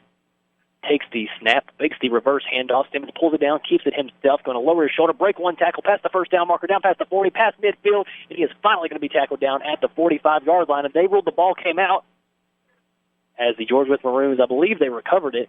I was sure that Simmons was down on the play. However, we will check the official ruling. This could possibly be a fumble. They are discussing. They are conferring, and they are actually at the spot, and it will be down and George Wythe football. So a big break there from Galax. I'm actually surprised that they even ruled it a fumble in the first place. Cole Simmons, it looked like the ground clearly forced the fumble after he was upended on the play. But great play call. A fake handoff that Simmons takes up the middle. And Cole Simmons is probably the best running quarterback that we've seen in this area this year because he's just so his escapability, his ability to get out of certain situations, to get down the field on a rushing play. We saw that right there. He gets a big first down for the Maroons and sets themselves up in Galax territory. So a great play there by the junior quarterback. Simmons alone out of the gun. 2 receivers to the right, 2 to the left. He takes the snap. Pressure comes off the edge. Untouched is Ashworth, going to throw it down the field, and it is going to be incomplete. A lot of contact down the field there on Rayvon Wells. A flag flew from the backside. I believe this may be holding here on the left tackle, Dorian McMillan. We will see officially. And if it is, then I got to say I believe Galax got away with one there because it looked like the corner in coverage that was Joshua Sperlin did make contact with Rayvon Wells in the pass game. It will be a holding call for George Wythe as they get moved back 10 yards. Galax getting away with the penalty there in the secondary. I definitely agree. As the penalties would have been offsetting, so it would have been no harm as they marked them back. And remember, holding is a spot foul, so it will be 10 yards from the spot of the foul, and they will be set up with a 1st and 25 coming in this play. As all of the momentum that George Wythe had just garnered, you can kind of feel sliding away from them. However, they do have first down. They have a lot of time to work with. 5:07 remaining here in the second quarter. Simmons out of the gun. 3 receivers to the right, 1 to the left. Low snap, pulled it down, though, looking to throw the screen pass. Caught by Rayvon Wells, and he is going to be driven down immediately. But I do believe we're going to get a roughing the passer call here, as on the screen pass, number 55 for the Galax Maroon Tide, Lee Peoples, drove Cole Simmons into the ground. And we will wait for the official call, but I believe it might be a roughing the passer call here on this play. Yeah, I definitely agree on that. It indeed will be a roughing the passer penalty. Can't quite tell if Coach Dixon is mad at the officials or his player right there. He kind of demonstrative in his actions. He kind of took his hat off, his headset. I believe he's mad at the player, Lee Peoples, because you have to be smarter than that. You had him deep behind the chains. So the Maroons pick up all of the yardage that they got back off of that, all of it to the price of Cole Simmons getting driven into the ground. No, not only that, they gained half a yard past the original line of scrimmage. You got to take baby steps, man. It's all about positive. So they get half a yard back, and yes, you do have to value. You have to make sure Cole Simmons is all right. But I noticed it in the backfield, and I was wondering. I saw the flag fly, and George Wythe, big break there as they get a big first down on 1st and long. Simmons out of the gun.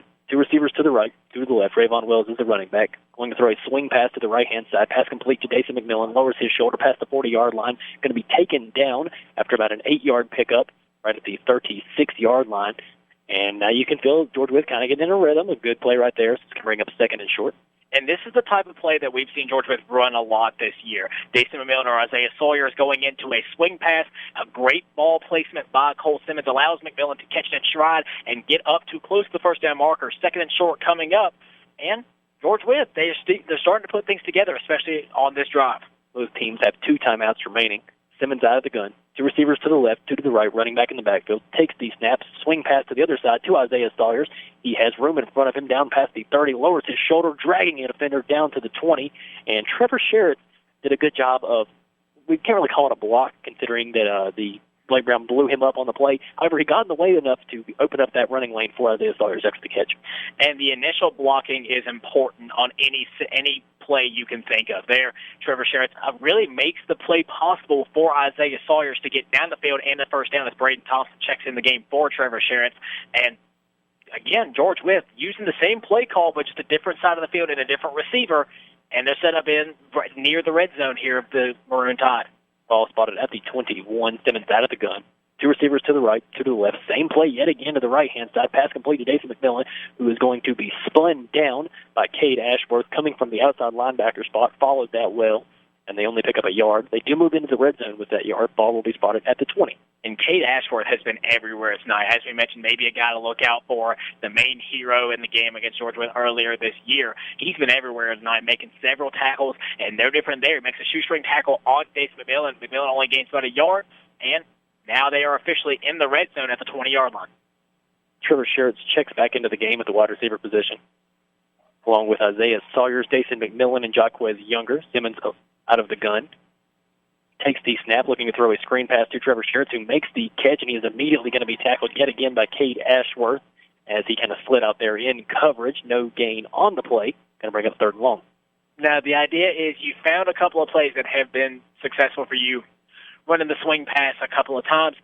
The important thing is you cannot get predictable with your play calling. If you continue running the same plays, the defense will figure that out. They'll be able to neutralize it. You want to be able to keep those plays with you, be able to use them again later on in the game, and not back yourself in a corner with your play calling. 2:29 remaining here in the second quarter. This is 4-down territory considering the score. Assuming they don't want to kick attempt a field goal. Simmons drops back to pass, going to throw a shot into the end zone, has a man, and it is going to go through Jaquez Younger's hands, but he does draw a flag, I believe. The flag will be thrown in the end zone. Could possibly be OPI. There was a lot of hand fighting, so pass interference on the defense. And it will be on the defense there. I believe it was Joshua Sperlin in coverage in the end zone. And, yeah, it was just that's a good play call, in that they threw it up, hoping either that Jaquez Younger could come down with it or that he could draw a flag. Hasn't been able to draw a flag yet this game. There he does in the end zone. In fact, so that will actually set the ball up. And actually, they may rule that it was outside of the end zone that the interference did take place, because if it was actually in the end zone, I believe they might have gotten at the goal line, but instead it's going to be at the 11-yard line. So George Wythe catching a break, and they actually have a chance to get another first down at the 11-yard line. So 2:16 remaining here in the second quarter. 21-0 is our score. The Maroons are driving, however.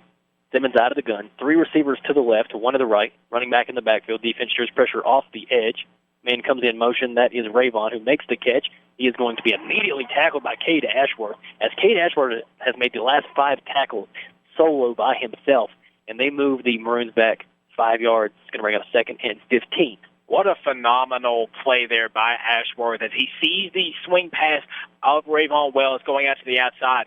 He wasn't fooled, because we did see a fake swing pass earlier in the game in which Cole Simmons actually kept it himself and ran for a big gain. That time, he could see they were actually going to throw the ball, and he's right there on Rayvon Wells. A great play there by Ashworth and his defense.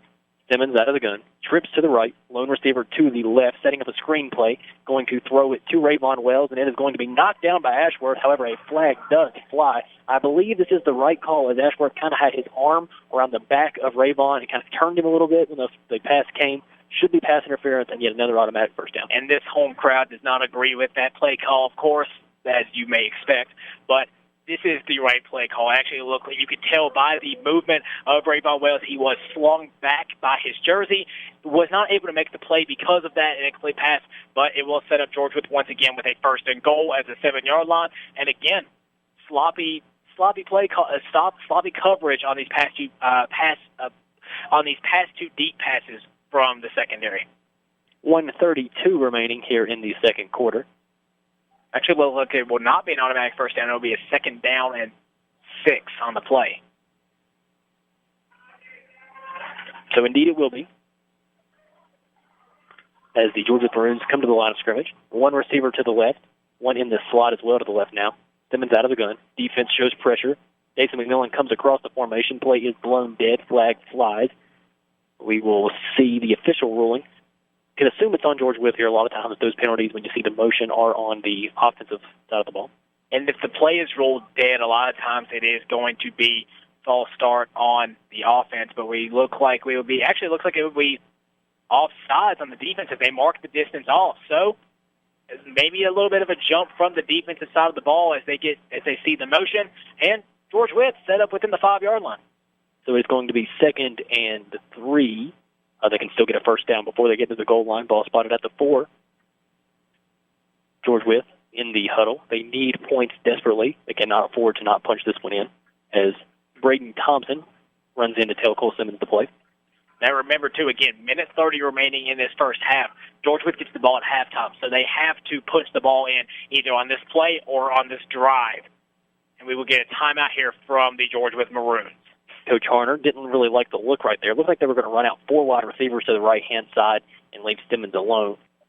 Welcome back to Galax High School here in Galax, Virginia, along with my broadcast partner, Blake Holmes, and our game station engineer and studio operator, Willis Williams. I am Jacob Underwood, and the George Wythe Maroons have moved the ball into the red zone down to the 4-yard line, are facing a 2nd and 3.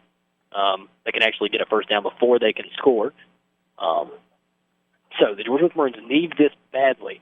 They do get the ball back after the half, so they want to keep it right as we talked about, that 2-score limit going into halftime. And don't expect them to kick a field goal either. Expect them to try to get into the end zone. They will not take a field goal on this drive. Weird formation, 3 men stacked on top of each other. Simmons going to keep it himself on the quarterback keeper. He is going to dive into the end zone for a Maroon touchdown. A late signal came from the head linesman right there, as it looked like the umpire had him marked short. However, the other official overrules him, and it will be a touchdown as Cole Simmons gets his team on the board, just what they needed before halftime.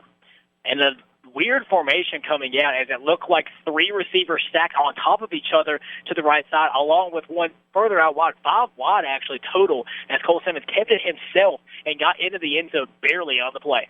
Trevor Sherritt's on to attempt the extra point. Simmons is the holder. Snap is good. Hold is down. The kick is up, almost blocked. However, Sherritt is able to get it off and through. So that will bring our score to 21-7. That rushing touchdown there by Simmons, sponsored by Rural King, America's home and farm store. Now remember, on this game, you cannot get too comfortable now that you've punched the ball into the end zone one time.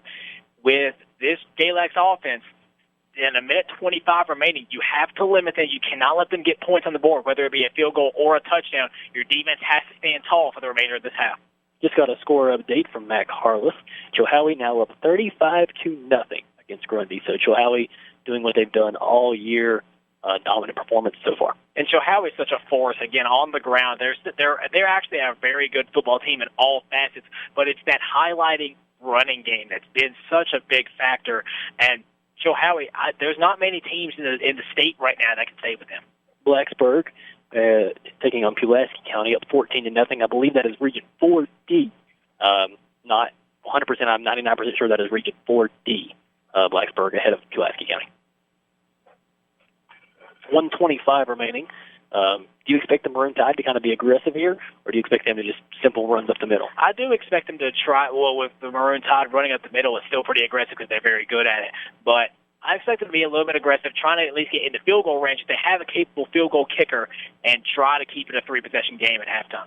The kick is a good one. It's going to be fielded right at the 6-yard line, and then the Landon Dixon is able to tiptoe the marker, reverses field back to the left-hand side, and he is going to finally be tackled down right at the 20-yard line after dragging a few defenders with a great effort. The beginning of the play was kind of weird because it looked like he had stepped out of bounds. The official did not rule that. The Georgia Maroons kind of swarmed over there, and he was able to reverse field back up to the 21-yard line. Now, the officials obviously do have a better vantage point, but I definitely thought that he did step out of bounds right at about the 2-yard line. Instead, it's going to be that they ruled that he was inbounds, and he's able to tiptoe his way and actually cut all the way across the field and get to about the 21-yard line. So a good return, taking what the officials did allow him to take. Again, very close call there as Galax gets a break. Pick it out of the pistol. 2 receivers to the right, 1 to the left. Takes the snap, looking to throw, going to fire over the middle. It's going to be incomplete as Rayvon Wells had an opportunity to pick it off on the deflection. However, Jaquez Younger in coverage forces the incompletion, and Rayvon almost comes up with a giant play. And a very close play as Jaquez Younger did hit the receiver as the ball came in. I believe it might have been pretty good. It was pretty good timing as that was ultimately what popped the ball out, and Rayvon just through his fingertips. Almost a huge play in George Wythe's favor, but you'll still take that. Clock stops on first down, and George Wythe, they get the ball back for this half. Don't expect them to just kneel it. Pick it out of the gun. 2 receivers to the right, 1 to the left. Man coverage for the Maroons. Takes the snap, going to drop back to throw again. Still backpedaling, going to fire incomplete to Bryson. So the secondary of the Maroons kind of stiffening up right here. And with 1:03 remaining, 3rd and 10, you kind of get into that territory where George Wythe may get the ball back. And it looks like a little bit of a case of happy feet there from Cole Pickett. Instead of allowing his progressions to go through, he's backpedaling, and he felt that he could get it out quickly. To be fair, there were Maroons coming in on him. They're just barely through the hands of his intended receiver, and they'll set up a 3rd and long. So Pickett's going to be out of the gun here. 2 receivers to the right, 1 to the left. Blake Brown is the running back. Bryson, the lead back ahead of him. He takes the snap. He's going to hand the ball off to Blake Brown, who splits the defense, and he's going to move the chains down to the 35-yard line, and a flag comes in late. We will check that. However, that's kind of a backbreaker for the Maroons if this first down does stand. And that is, it does hurt, as there is a Maroon shaking up a little bit on the play. Actually, Dason McMillan, he is actually back up on his own power. We're waiting for the official. It's going to be a face mask on the George Wythe Maroons on Dason McMillan after the tackle, so that will tack on 15 more yards to the 15-yard run. And now it kind of switches as the Maroon Tide move the ball onto the Maroon side of the field. 57 seconds remaining. They can go back into aggressive mode. And now remember, again, their run game is so lethal that this was just a simple run up the middle that went for first down yardage on a 3rd and long. They have that ability, so they don't have to necessarily get aggressive and have to go through the air.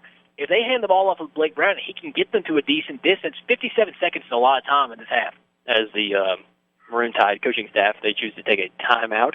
They have 1 remaining. Both sides actually have 1 remaining. We will keep it right here, as there is 57 ticks remaining until halftime. So the George Wythe Maroons did their job when they had the ball back. They were able to go down the length of the field, put the ball into the end zone to bring them only down 14. Had a big opportunity that the ball just happened to go through Rayvon Will's hands instead of an interception, falls incomplete. And then on 3rd and 10, it kind of seemed like Coach Mark Dixon was just trying to run some clock right there and just try to not risk anything. However, for him it worked out. Blake Brown runs 15 yards up the middle, tack on an extra 15-yard personal foul face mask penalty on Dason McMillan, and now you're in business. And it's not just the running ability of Blake Brown, although that does have a major impact. It's also the offensive line. They did a great job of creating the separation, allowing Brown to get into the secondary and past the first down marker. And this running game is just, this might be the best running game that George Wythe has had to face all year long. 57 seconds remaining. Ball spotted at the 48. Pickett out of the gun. 1 receiver to the left, 3 to the right.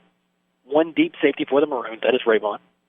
Cover 3 look from the Maroons. Drops back to pass. Does Pickett. Steps up in the pocket. Try to pull it down himself, and he is going to be dropped and sacked. Tackle made there by number 33, Trevor Sherritt. Have to give an assist there to the defensive ends as they caused Pickett to step up into the pocket. And it was a good decision by Pickett to step up, trying to make sure that they're just trying to get something to happen there. He's going to get sacked for about a 5-yard loss as George Wythe calls their last timeout of the half, trying to preserve a little bit of clock if they can get a stop here. And that's a great start. 1st and 10, you get them back about 5 yards. Now you go up 2nd and 15, 2nd and 16 in that area. And I will admit, once again, Galax's running backs getting just a tad bit of a head start on plays, and they got away with 1 there. So it is currently 2nd and 16 after the sack by Trevor Sherritt, playing a little bit of that nose tackle, defensive tackle position. They move him around a lot. Also see him an outside linebacker, running back, kicker, punter. He is their utility player. He is their version of Caxton Vaught, who also does a lot of things for the Maroon Tide. Significance of this drive right here. We talked about it throughout the broadcast that we want, coaches want to see a 14-point deficit at the most at halftime so they can go in and make their adjustments. You don't want to allow that to get to 3 scores because just time is so important in this game, and the way that the Maroon Tide are dominant on offense and their defense, you really can't expect to score that many points on them. But right now, Coach Arnold uses a few of his timeouts to try to get the ball back. 2nd and 16. Do you expect them to put this ball in the air or hand it off again? I do expect them to hand the ball off with George Wythe not having any timeouts, but on the side of having 14 points, you never want to get a home team, a leading team, to feel too comfortable. So you want to try to get a stop right here. Pick it out of the pistol. 1 receiver to the left, 2 to the right. Flag flies, motion up front as the Maroon Tide get called for a false start penalty. And it is Blake Brown yet again. Also could have been called on the offensive line as a lot of miscommunication up front. So that sets them back 5 more yards. They're going to bring up 2nd and 21. And again, I do expect Galax to run the ball in this situation. They will essentially just run it and try to get, if Blake Brown can get a first down on these plays, then sure, that's great. But you run the ball, try to run as much clock off as possible. You still have a 2-possession lead, and George Wythe, they can't stop the clock anymore. Pickett out of the pistol. One receiver to the left, two to the right. Bryson is the wing on the left side of the set. Two deep safeties for the Maroons. Takes the snap, turns around, hands the ball off on the stretch play to number 14, Blake Brown. He runs forward for a pickup of about 7 yards until he runs out of bounds. I believe the coaching staff for the Maroon Tide would have definitely preferred him to kind of fall down there and stay in bounds so the clock did not stop. But 36 seconds remaining, facing a 3rd and long. And that definitely helps George Wythe's case as he goes out of bounds. It does stop the clock at 36 seconds. So 3rd and long coming up once again. George Wythe, they have to make a stop right here. They cannot allow Galax to get further into their territory as they go from about the 46-yard line. Pickett going to be out of the gun. One receiver to the left, two to the right. Bryson is the wing on the right side of the set. Takes the snap, handoff to Blake Brown along the right-hand side, sets the edge as his blocker flag flies, shakes off a tackle from Trevor Sherritt, and he lowers his shoulder, and he will be taken out of bounds yet again, finally by number 3, Tyrus Green, along with Dorian McMillan. The flag will be on the Maroon Tide. It was in the area of holding. I believe they're going to get Bryson for holding. Will be interesting to see what Coach Harner chooses to do. You expect him to kind of decline this to kind of save the extra time if they want to take a shot with 20 so seconds left. We will wait the official call. We are going to get a holding call on the Maroon Tide. And it's going to be declined. It'll bring up 4th down. So we expect the Maroon Tide to potentially punt this ball, try to pin George Wythe as deep as possible with under 30 seconds to go in this half. Now, remember, as we've said, George Wythe, they are capable of throwing the deep ball, and it looks like it will be, I believe that might be Jason McMillan in the return game, or actually it's a Tyrus Green. If he can get his hands on this ball, expect him to try to make a return. The punt is up from Spurlin. Rayvon Wells is the return man. Bounces at the 11-yard line, going to be down right at the 8-yard line as time continues to tick. So 16 seconds remaining, ball at the 8-yard line. Really not much you can do here for the Georgia Maroons. A great punt there by Spurlin, the left-footed punter, as I've mentioned. You can take the risk of trying to put this ball deep into the air. However, the risk kind of outweighs the reward right here. The defensive backs have been dominant so far in this game. But we'll see what Coach Harner chooses to do. And the hope, if you put the ball in the air, is potentially you may even try to run a short pass or even maybe a pass to get out to about the 45-yard line and then get out of bounds, and then you let Cole Simmons throw it as far as he can to the end zone. No timeouts for the Maroons as Cole Simmons runs into the huddle to direct his team and tell them to play. And now remember, again, in high school football, if a first down is made, it will be until the chains are set that the clock will stop. One deep safety for the Maroon Tide. And it looks like Coach Harner has chosen to take this into halftime as a kneel down here from the quarterback, Cole Simmons. And that will tick the final seconds off of the first half with 5, 4, 3, 2, and 1. So that completes our first half of action with the Maroon Tide leading 21-7 over the Georgia Maroons. So the Maroons kind of getting stunned as they come into a hostile environment here in their second playoff game. Maroon Tide came ready to play. And there is a famous quote from a famous college coach named Lou Holtz, and it's called, and his quote is, "Don't flinch. Whenever you get down or whenever you get into a situation where it comes to you're facing a little bit of adversity, you just cannot flinch." George Wythe, starting off this game, Galax was dominant on the ground, through the air, it didn't matter. But they haven't flinched. They have actually got back into the game with a touchdown by Cole Simmons towards the end of the first half, and they take only a 14-point deficit and the ball into halftime. Welcome into the Bland County Medical Halftime Show. We have a scoring recap for you as we begin our halftime show. Blake, if you will. The scoring was started on the second Galax offensive drive by a 2-yard touchdown run by Blake Brown. The PAT by Caxton Vaught was good. Spoiler alert for the rest of the scoring recap. All of the point-after touchdowns were good. So Blake Brown with a 2-yard touchdown run. Cole Pickett on the ensuing Galax drive with a 14-yard touchdown pass to a wide-open Landon Dixon. PAT was good, 14-0 at this point. Blake Brown looking phenomenal at nothing at this point. And Cole Simmons getting the Maroons on the board towards the end of the first half with a 4-yard touchdown run. The PAT was good with the score being 21-7 at halftime. Yeah, a good game so far, because as we have to consider that you always have to weather the storm when you come into these hostile environments, especially whenever you come to a team as good as Galax with the heritage they have. Galax is always in contention for a state title. Coach Mark Dixon does a great job with his personnel.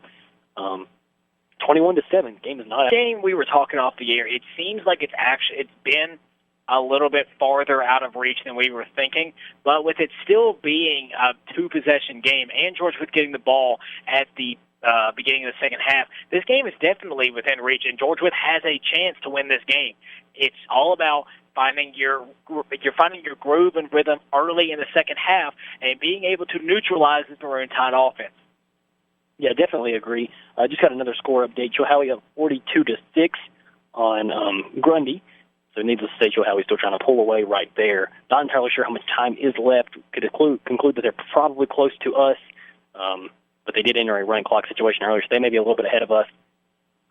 We have 7 minutes until kickoff here in the second half. We're going to go ahead and get into this now so we can take our break. What are your keys to the game? For the keys to the second half, for the George Wythe Maroons? Well, for George Wythe, the first key is they have to get going, as I mentioned. They have to get going and get their rhythm, get set early. They can't afford to continue playing from behind the entire second half. They have to be able to push the ball into the end zone quick and early in the second half.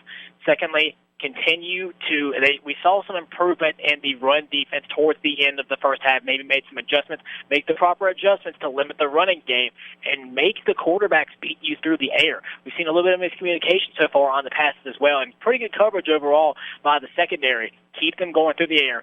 And thirdly, you have to get Rayvon Wills involved in this game. Galax's defense is fantastic, stopping him in the backfield so far, and Rayvon has not been able to get going on the ground. You have to get him involved in this offense in order for them to continue to push the ball towards the end zone. And even on that George Wythe scoring drive, in which they were able to go the length of the field, a lot of that was due to penalties.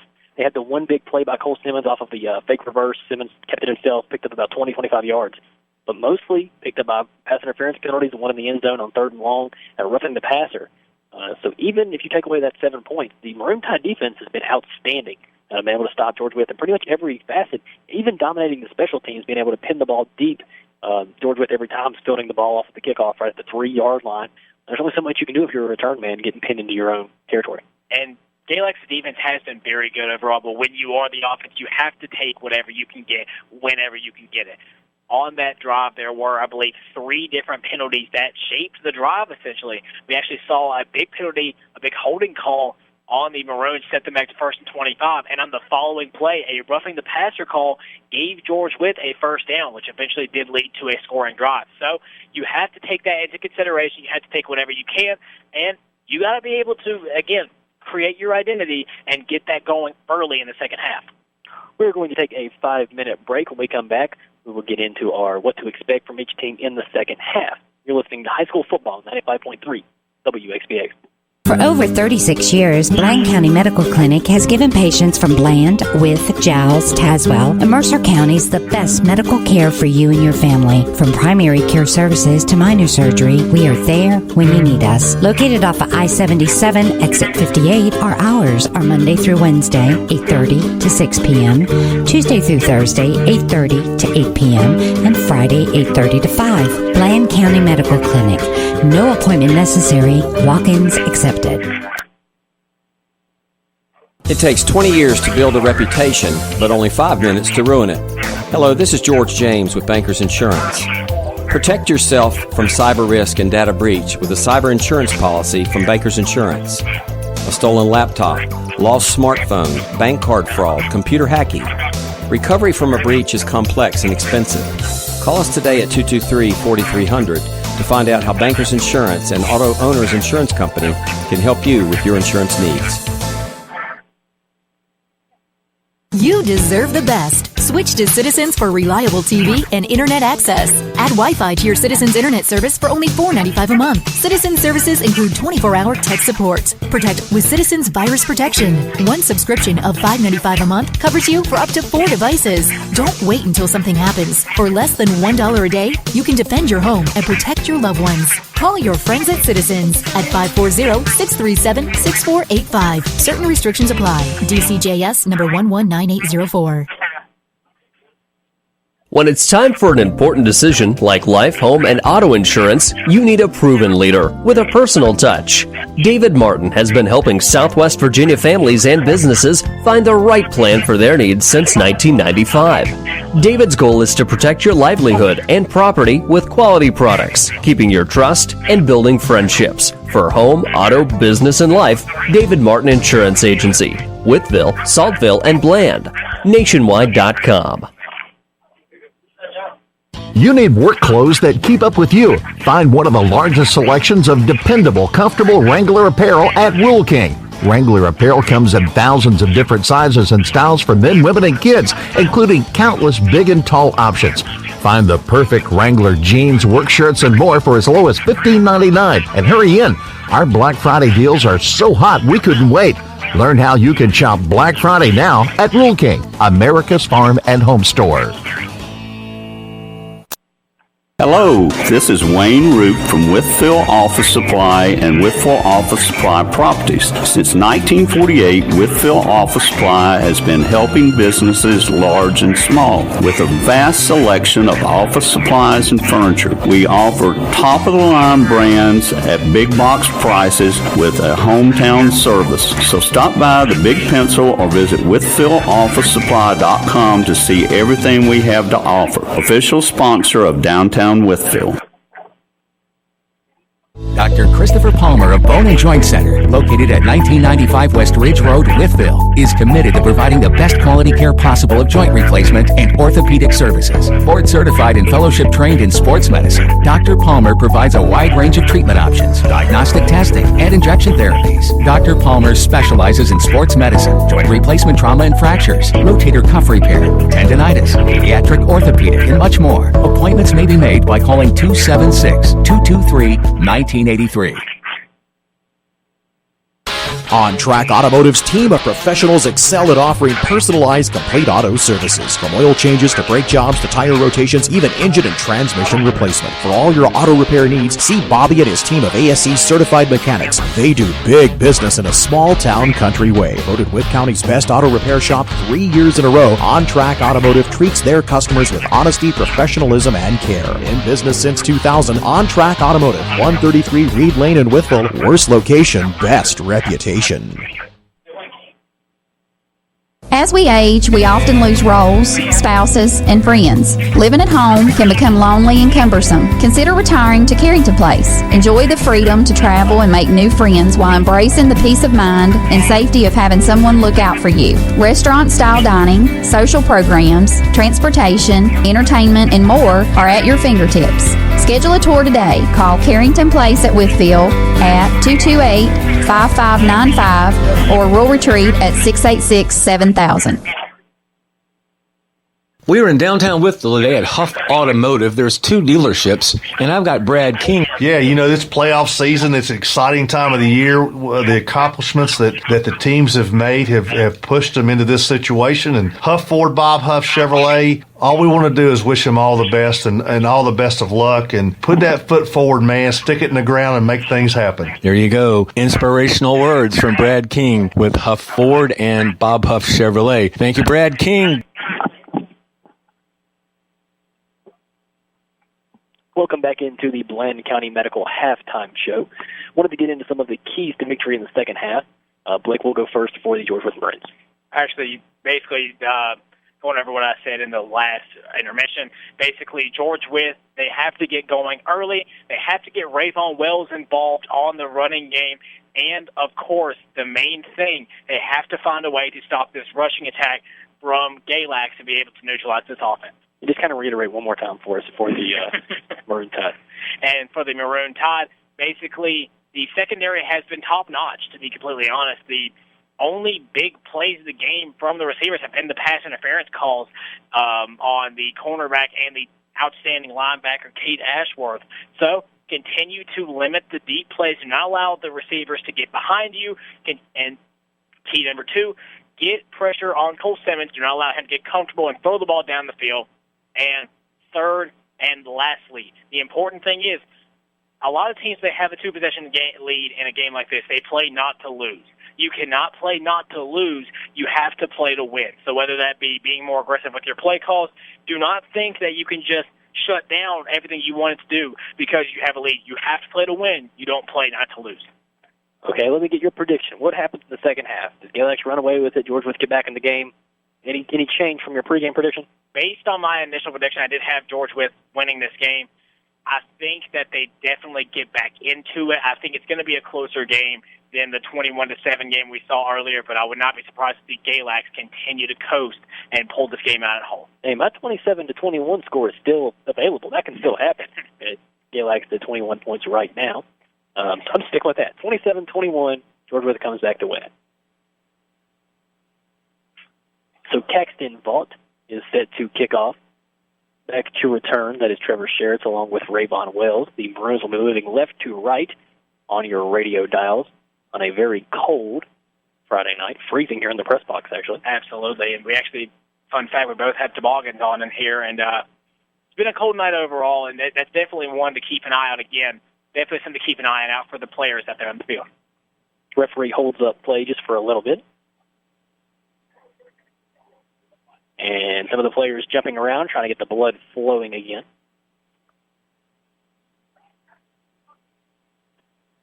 Eventually, we will kick this ball off, I promise. Caxton Vaught runs up to the football, and he boots it deep, going to be fielded by Rayvon at his own 4-yard line, following his lead blocker, Trevor Sherritt, and he's going to be blasted right at the 18-yard line. Tackle made there by number 53, Isaac Hawks, an offensive and defensive lineman playing special teams. And Rayvon Wells really didn't see him coming. And a big hit there. Actually, I couldn't quite tell there was a defender, a blocker, that he actually went through to make the tackle on Rayvon Wells. As he tried to use Braden Thompson as a lead blocker, did not quite work, and Rayvon gets blasted right at about the 19-yard line. Great play, great coverage there by the Maroon Tide kicking team. 11:54 remaining here in the second half. Cole Simmons alone out of the gun. 2 receivers to the left, 2 to the right. 2 deep safeties.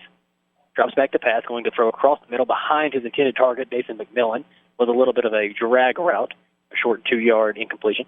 So bring up second and long. And Cade Ashworth coming along the outside edge, coming along the blind side of Cole Simmons. He's just going to get this ball out to the flat, just a couple of steps behind of Dason McMillan, and it will fall harmlessly to the turf, bringing up a second and long. Again, they're trying these short passes that had them a little bit of success late in the first half. That time there's no dice, and it goes incomplete. Second and 10 coming up for George Wythe. Trevor Sherritt checks into the game at the wide receiver position, relays the play to Simmons, who then relays the play to the rest of the offense. Drops back to pass, looks to the left-hand side, has to pull it down. He's going to be sacked from behind. And the ball comes out. Did they rule him down?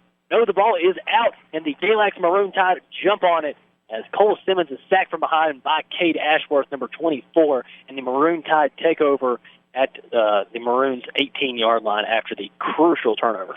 And I got to tell you, I don't think that ball was actually out before he was down, but according to the officials, and actually you are confirmed that it was, like I said, I thought he might have been down, but it is going to be a first down Galax, and this is a big play. This is a big play there. It actually sets up Galax at about the 20-yard line, 19-yard line in George Wythe red zone. So Galax getting their feet wet, although they don't want to get wet in this cold night, within the 20-yard line.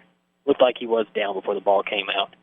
And we're going to get a flag here on the first play. It looked like this fumble was actually caused by the ground after Ashworth brought Simmons to the ground. However, like we've said multiple times, officials they're on the field, we're not. So we have to go with their ruling. It will be a 5-yard false start penalty on Blake Brown once again. So that moves them back 5 yards, first and 15. Have you ever seen so many false starts called in a running back before? I have not, and again, as we mentioned, it's basically just him trying to get an extra start on a certain run play, and he's done it successfully at times tonight. However, the officials have definitely become more strict on it as the game has gone by. Pickett going to be out of the pistol. 1 receiver to the right, 1 to the left. He takes the snap, dropping back to pass. He is pressured up the middle, going to fire to Cade Ashworth, who makes a leaping grab back past the original line of scrimmage. Picks up 6 yards right there, going to bring up 2nd and 9. And now I know that is about a 6-yard game, but if you are the Maroons defense, you have to treat this And you have to keep yourself confident in every single chance you get. Technically, it's only a 1-yard gain on the play due to the false start penalty. So take that with you. Continue to keep them back away from the first down marker and try to get a stop here on 2nd and long. Pickett going to be out of the gun. One receiver to the left, one to the right. Takes the snap, drops back to pass yet again. Has all day to throw, going to fire across the formation, complete into the end zone. Cade Ashworth on the post route. Rayvon Wells tried to come over his back to knock that one down, and Cade Ashworth muscled through, makes the catch. Touchdown, Maroon Tide. And that is a great grab there by Cade Ashworth on the pass from Cole Pickett. Looked like it almost was intercepted, and Ashworth fights through the contact, makes the grab, and gets into the end zone early in this second half. So that's a great play there and a good effort by Ashworth getting into the end zone, setting up Galax with another 3-possession lead. Caxton Vault set to add the extra point. Snap is good. The hold is down. The kick is up, and it is good, as that will push the Maroon Tide's total to 28-7. So there goes my score prediction immediately after the half. And again, this is the type of start that Galax was looking for. They wanted to be able to set their tone early. Their fumble recovery in George Wythe territory sets up a quick and easy drive for the Maroon Tide. And George Wythe, momentum now in Galax's favor. You got to do something on this drive. Yeah, definitely. 28-7. You had the ball. You kind of had the feeling that George was maybe going to get back into it. A strip sack fumble. Cade Ashworth causes the fumble, catches the touchdown. Cade Ashworth making a very strong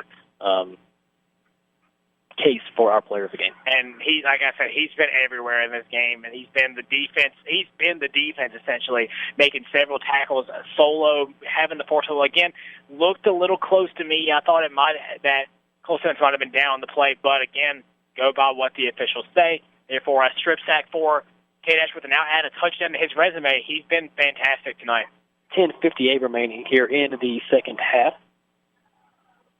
Caxton Vault set to kick off down the field. Back to return is Sherrits along with Rayvon Wills. Kickoff is down to the 10-yard line, bounces into the hands of Rayvon, who tries to follow his lead blockers up the middle. Splits one man, gets past the 20, going to fall down right around the 23. That is where Cole Simmons in this offense will come back out onto the field. And the tackle was made once again on the kickoff by number 53, Isaac Hawks. And it was a great effort by Hawks as well. Actually, Rayvon got past him about the 15-yard line, but he chased him all the way out to the 23 where he ended up making the tackle.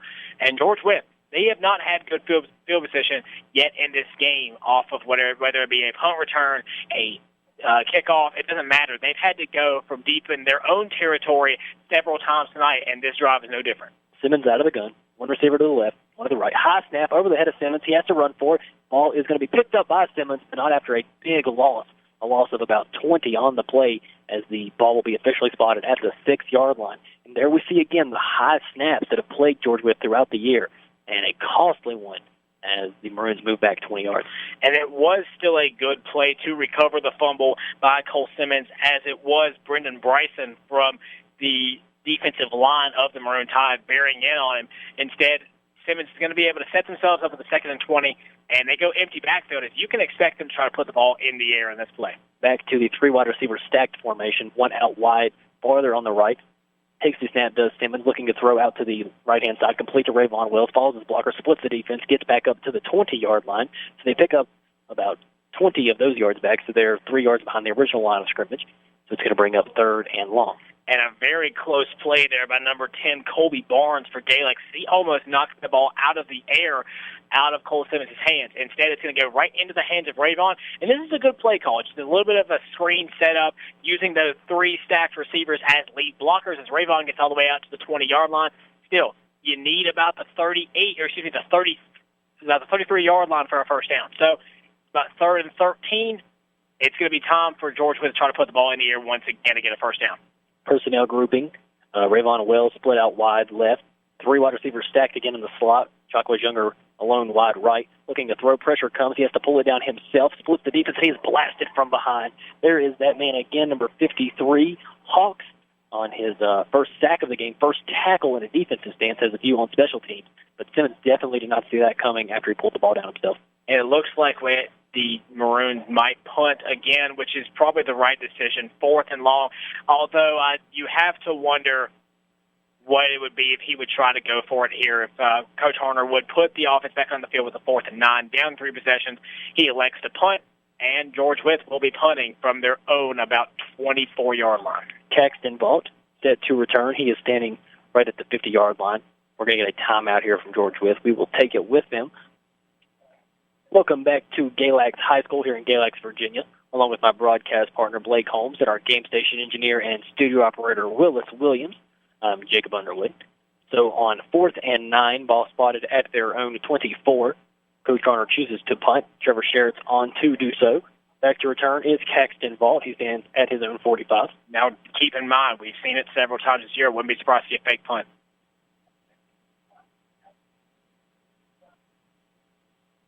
Snap is good. Sherritt's going to boot it into the air. It is a high kick, going to bounce right at the 45-yard line and take a George Wythe bounce down to right around the 32 is where it will finally die down, and that is where Pickett and this Maroon Tide offense will set up shop. And that's about as good of a bounce as that type of punt can get. It's a very high kick. One of the few we've seen Caxton Vaught want no part of as he just lets it bounce onto the ground, and it's going to get its roll out to about the 32, 33-yard line in that area. And surprising to say, Galax hasn't had field position this far back a ton in this game.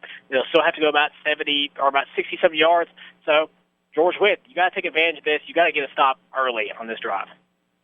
Pickett going to be out of the gun. 1 receiver to the right, 2 to the left. Running back in the backfield, that is Brown. Bryson, the lead blocker.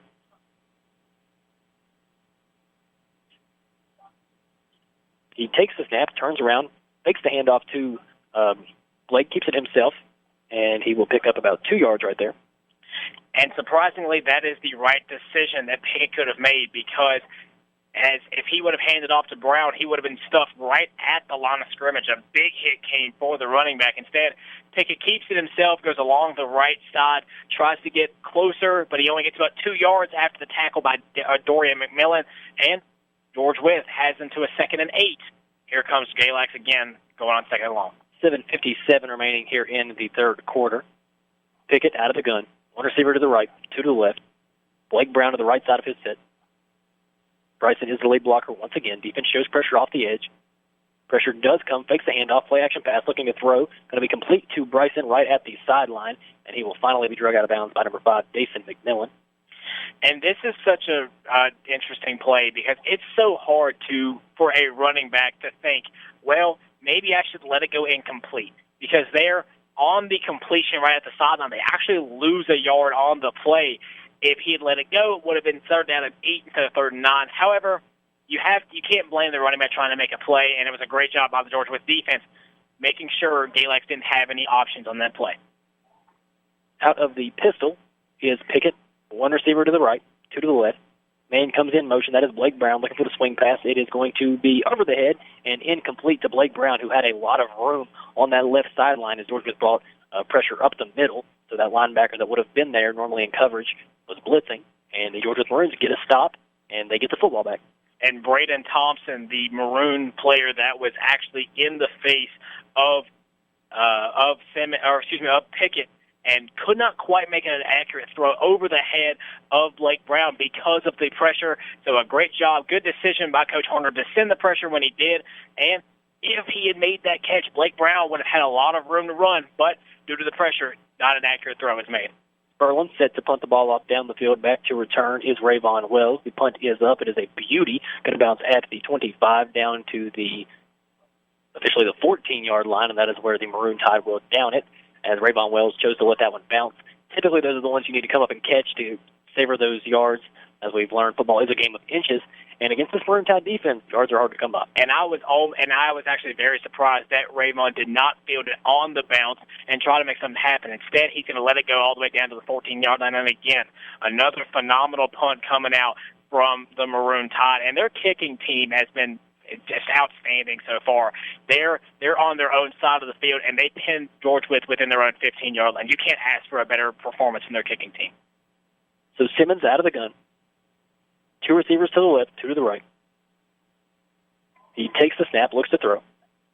Going to fire a deep shot, has a man. Jacquez Younger is going to be caught at the 40-yard line, makes a man miss, and he's off to the races at the 50, down to the 40, down to the 30, and he is going to get into the end zone for a George Wythe touchdown as Jacquez Younger finally catches one of these deep passes, makes a man miss, breaks the ankles of Blake Brown, and the George Wythe Maroons have a little bit of life after the 86-yard touchdown pass to Jacquez Younger. 86 yards on such a great play.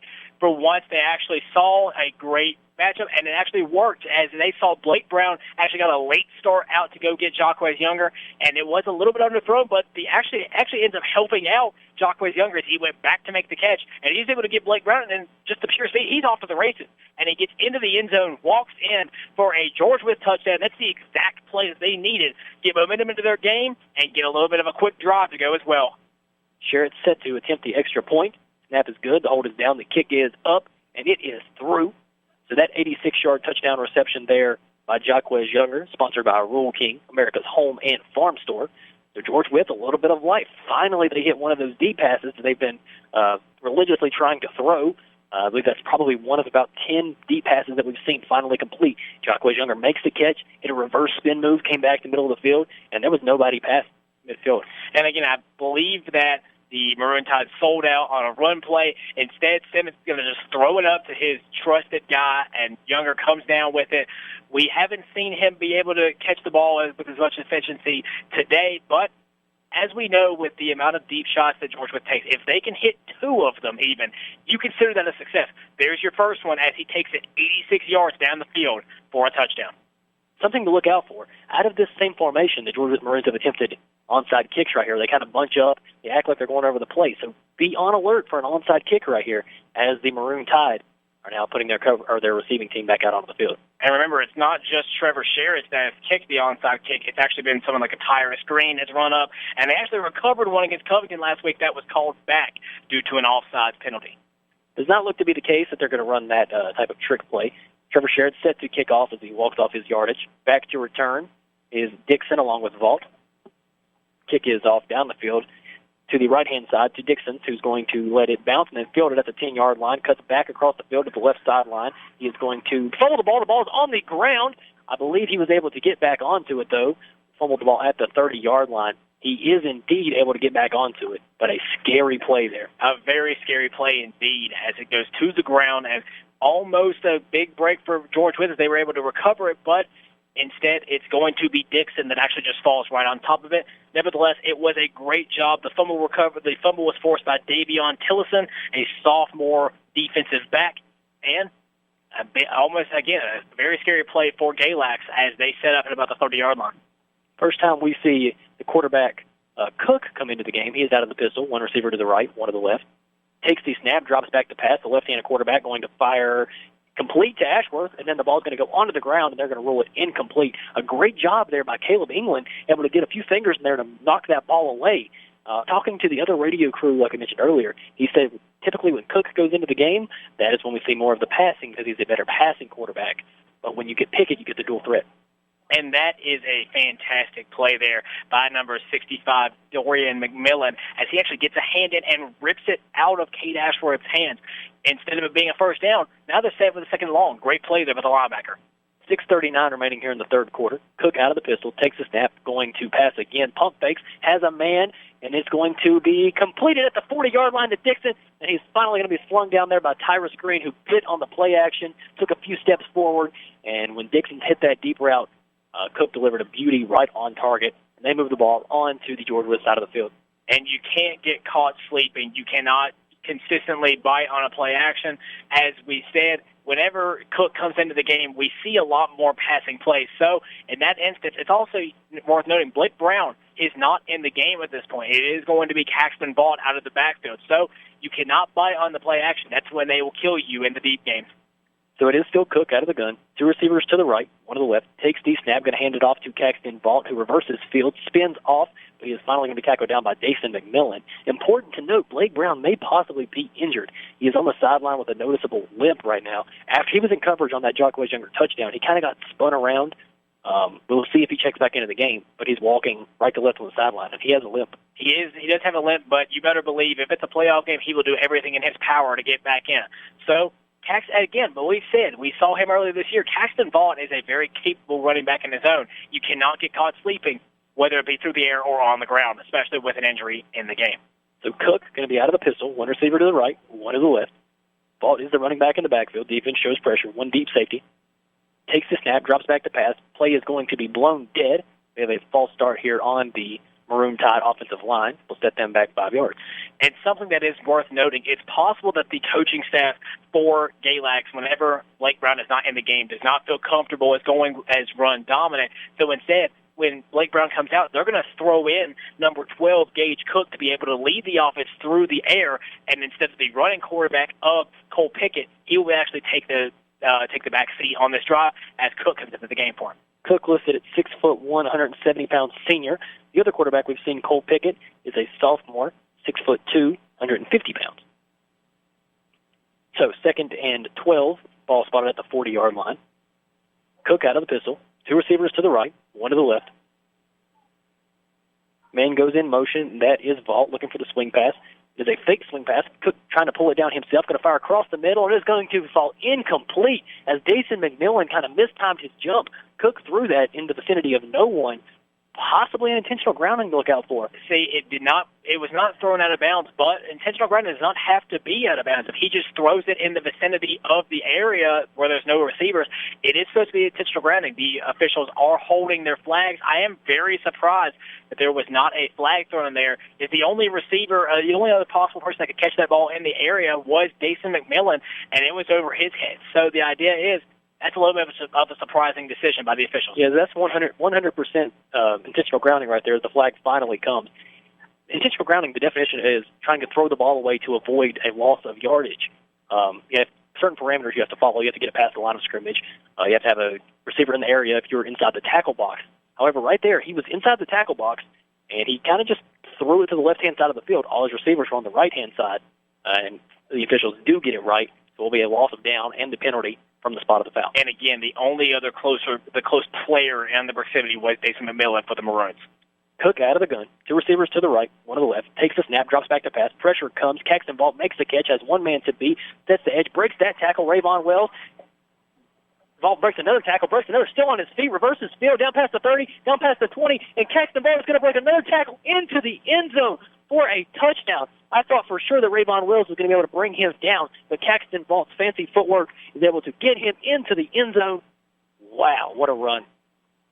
So many jump cuts on that play. Again, does he look like Christian McCaffrey, like I said right now? Out of the swing pass, he takes that, and it's just down the field. This is just a fantastic use of footwork by Caxton Vaught. A 42-yard touchdown from, again, the senior quarterback Gage Cook to Caxton Vaught out of the swing pass, and phenomenal play there on all facets. Kind of paused while I was doing the play-by-play because I was for sure Rayvon Wells was going to be able to bring him down, had him dead to rights with the sideline on his right, and somehow Caxton Vaught is able to fight through that, get into the end zone for a very long touchdown. The catch was about 1 yard behind the line of scrimmage. However, the yak or yards after catch is what got Caxton Vaught into the end zone. And Caxton Vaught, as I'm speaking, adds the extra point to push the score to 35-14. So the Maroons, they had a third down. They had their chance, down 2 scores, and the Maroon Tide bite them again. And it was the initial, whenever Vaught actually got past the initial tackle attempt, it was Jude Reigelsberger that had a chance to make the tackle, could not quite bring him down about 2 yards past the line of scrimmage. After that, it was the footwork of Caxton Vaught, and again, using his blockers to his advantage. He had a couple of blockers, a couple of lead receivers down there, used them to the best visibility, getting all the way down, actually cut to the middle of the field and back towards the far sideline into the end zone. Again, just a phenomenal play there by Galax's offense and Caxton Vaught. 4:48 remaining here in the third quarter, and if you are Coach Harner, that kind of stings a little bit. 3rd and 10, you would have had the chance to get the ball back after the big touchdown play by Jacquez Younger. However, your defense kind of fails you, and the Maroon Tide pushed their lead back to 21. And that, as you said, that does hurt. But again, you can't dwell on what could have been. You have to continue fighting. Here, you have a chance. You got to get back into it. You just hit a big pass play. Remember, your offense has moved pretty well in the last drive. Keep that going. Vault set to kick off. He does so down the field to the left-hand side. Going to be fielded by Rayvon Wells at the 5-yard line. tries to follow his lead blockers, reversing field back to the left-hand side. Gets a block from Braden Thompson, steals the edge, past the 20 down to about around the 23-yard line before Rayvon Wells is pushed out of bounds. And good piece of running there by Rayvon, using his blockers. Fields it about the 5-yard line, goes all the way across the side of the field to the far sideline, gets out of bounds at about the 25-yard line. So a good, again, good piece of running, using his blockers to his advantage, getting close to decent field position for the Maroons. Again, they got to score quickly. Maroons in the huddle. The defense for the Maroon Tide already set, as Blake Brown has checked back into the game on the defensive side. He actually runs off as they get another substitution for him. So Simmons out of the gun, one receiver to the right, one to the left, one running back in the backfield. Takes the snap, rolls out to the left-hand side looking to throw, and he's just going to run straight out of bounds. Looks like a little bit of a zig route maybe, possibly a different look that we've seen from the Georgia Maroons as Dathan McMillan took one step in, cut it back outside, but not a whole lot of room there. They're working on the left hash mark, so in the short side of the field, they try to run a little bit of a pass, and they lose 5 yards. And it was a questionable play call, but Brendan Bryson was not fooled for the Maroon Tide. Gets it to Cole Simmons behind the line of scrimmage, actually loses about 4 yards on the play. So a good play call, a good play there by the Galax defense and Brendan Bryson. Simmons out of the gun, one receiver to the left, one to the right. He is pressured, drops back to pass, running around, still on his feet. He is going to finally be tackled down there by trying to get that number. I believe that is number 15. Excuse me, maybe not 15. See if you can get that number for me, Blake. I believe that's number 16, actually, and then we don't have number 16 on our roster. So, mystery man coming in and making a tackle right in front of the line of scrimmage, and Cole Simmons is running for his life in the backfield right now. Barely gets about half a yard on the play and sets him up with a 3rd and long. Again, this defensive line is just too big, and they're having too much success against this offensive line to keep Cole Simmons safe. So Simmons going to be out of the gun. 2 receivers to the right, 2 to the left. 2 deep safeties here for the Maroon Tide. Drops back to pass. He is pressured up the middle. Going to pull it down. Fire incomplete to the sideline. Went through the hands of Coach Harner over there, actually. So if his coach was intended target, it was a great pass. However, unfortunately for the Maroons, it falls incomplete. We'll bring up 4th and 15, and they're going to run Trevor Sherritt's back out there to pump the ball. Which this is a situation where I know it's 4th and long, but I am somewhat surprised that they aren't going for it, trying to make something happen on a 4th and long. Instead, they're going to punt it away. I guess the idea is they still want to trust their defense. They still have over a quarter of football left to play. So Trevor Sherritt will kick the punt at about the 21-yard line. Texton Vault standing at his own 50-yard line. It is a looping snap. Almost blocked. Sherritt gets off a great punt, though. It's going to bounce at the 50-yard line, take a George Wythe Maroon hop, and finally be down right at the 40.5-yard line. And that is where Cook will be the quarterback coming back out. Actually, they might have just switched to Pickett. We'll see which quarterback comes back out, as Cook initially ran out there. Now he's talking to his coach.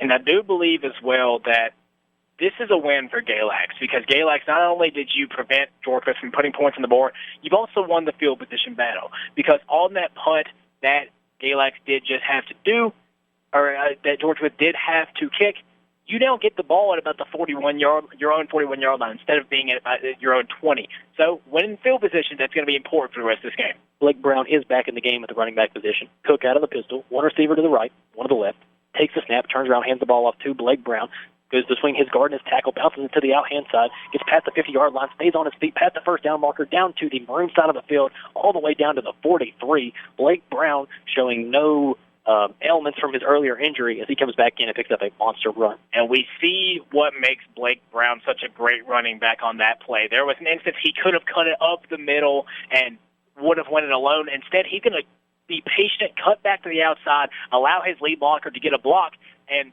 drag a defender with him. A great run there by Blake Brown. Cook out of the pistol, takes a snap, turns around, hands the ball off to Blake Brown yet again, lowers his shoulder, shakes off one defender, lowers his shoulder, shakes off another, and we're going to get a late flag coming in for some extracurricular activity right there. Tyrus Green and Dixon kind of got into a skirmish after the play. Dixon slung him on the ground. They went helmet to helmet. You got to think in a high-intensity playoff game, some words were said there. Absolutely. In a situation like this, there's still, like I said, there's still a lot of football left to be played. You have to try to avoid careless mistakes. And when it comes to personal fouls, after you got to keep your emotions in check, they will mark off the distance as it will be a unnecessary roughness call on the Maroon Tide. You have to keep your head level, and you have to keep your emotions in check when it comes to these late-game situations in the playoffs. 3:02 remaining here in the third quarter. 35-14 is our score.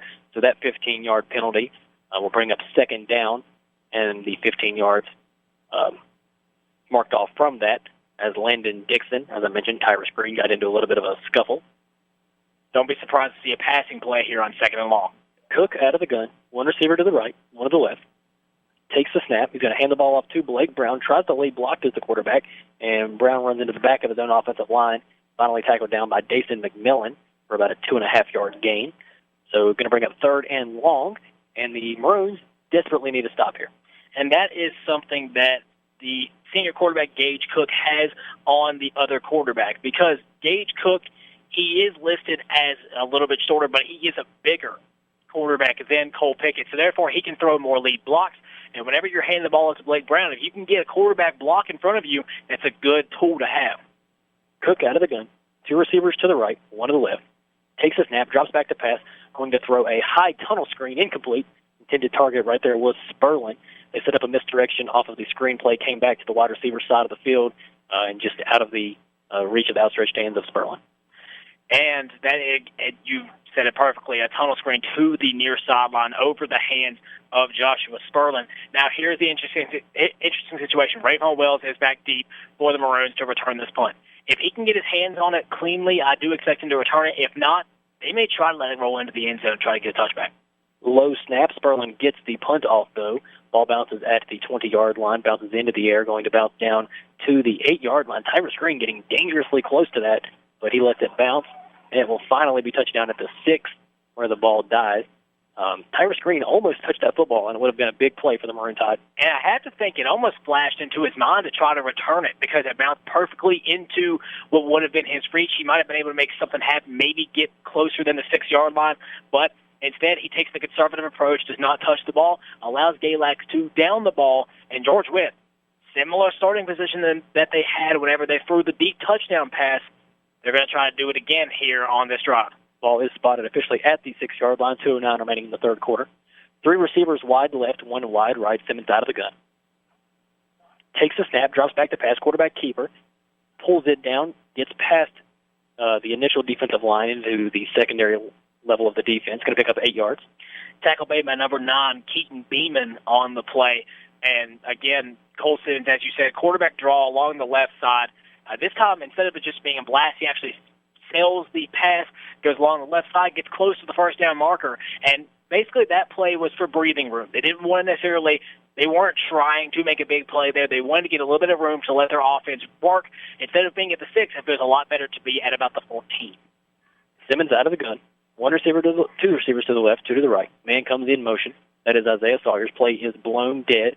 Going to get a false start here on the offense. Head linesman throws the flag there, so that will set them back 5 yards. The 8-yard pickup going to be negated. Going to bring up second and long. And that does hurt, because you were going to be a second and short, second and 2 situation. Now you're about second and 8, second and 7. So the idea is the penalties are hurting, and they go for both sides, because there have been a lot of penalty flags thrown in this game, a lot of big ones as well. So George Wythe, instead of being at the 14, they are now at the 9-yard line, and they will need to get to about the 16-yard line. Two receivers to the left, two to the right. Simmons bootleg to the right-hand side, looking to throw. Going to throw across his body. Intended receiver is Rayvon Wells, and it goes incomplete.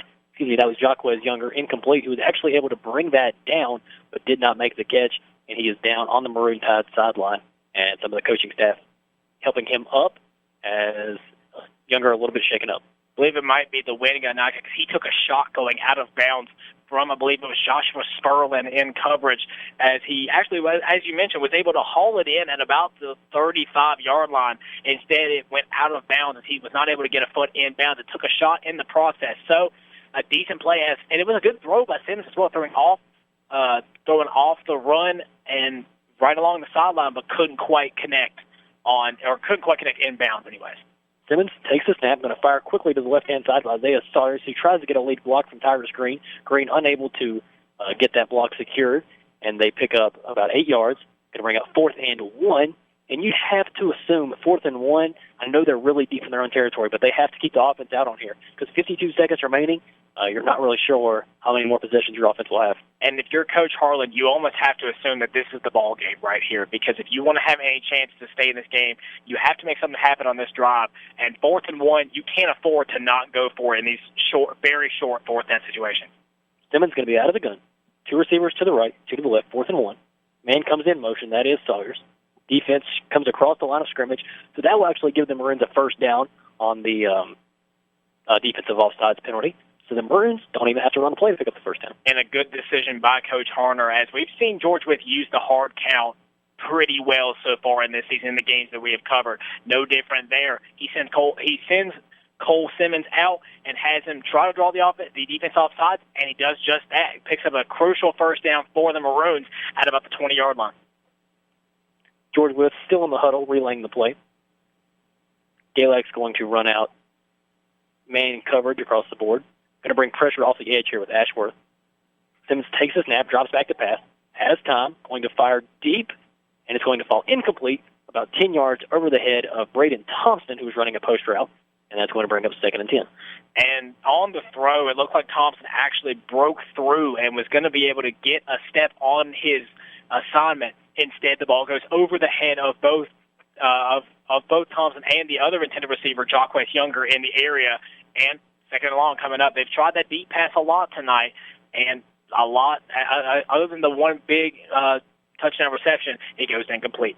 6.4 seconds remaining here in the third quarter. Would have to assume, barring a penalty, this would be the last play of the third quarter. Simmons alone out of the gun. 2 receivers to the left, 1 to the right.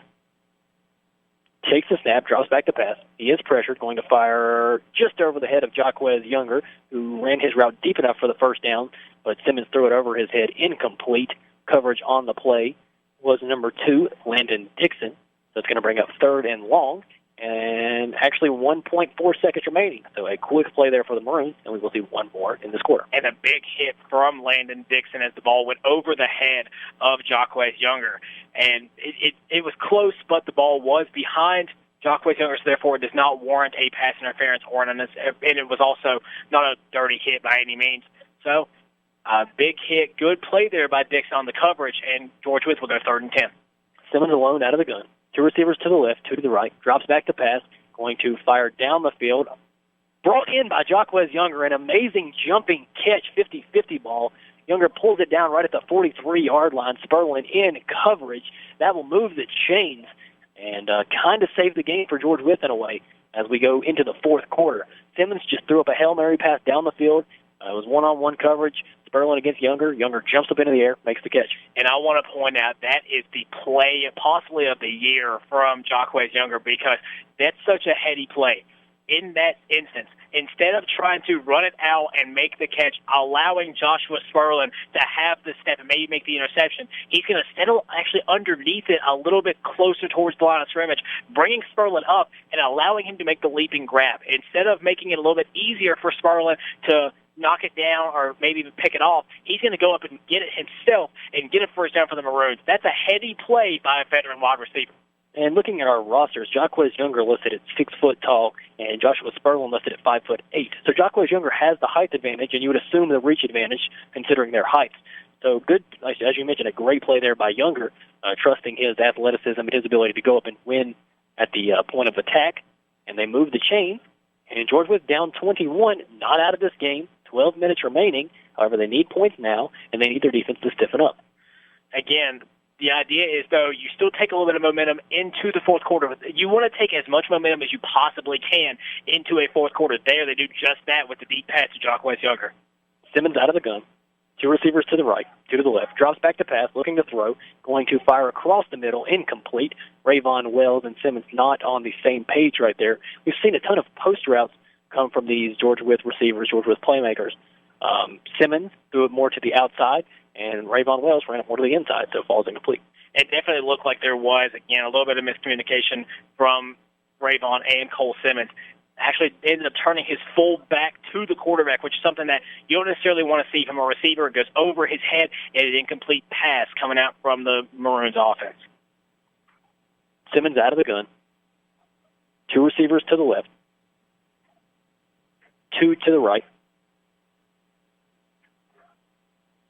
Takes the snap, drops back to pass, going to fire a slant route, incomplete, as it looked like a little bit of miscommunication there between Jason McMillan and Jacquez Younger. Jason ran an out route while Younger was running a slant route, almost ran into each other, and that almost led to an interception as Sperlin made a diving attempt at the ball, could not bring it in. And miscommunications can be killers for an offensive drive because you may have a certain look that you like, and just because you're not on the same page, it doesn't quite work out. There was a very similar story, and third and long coming up, instead of potentially, if there was communication was on key, it might have been a first down. Simmons out of the gun. Two receivers to the right, two to the left.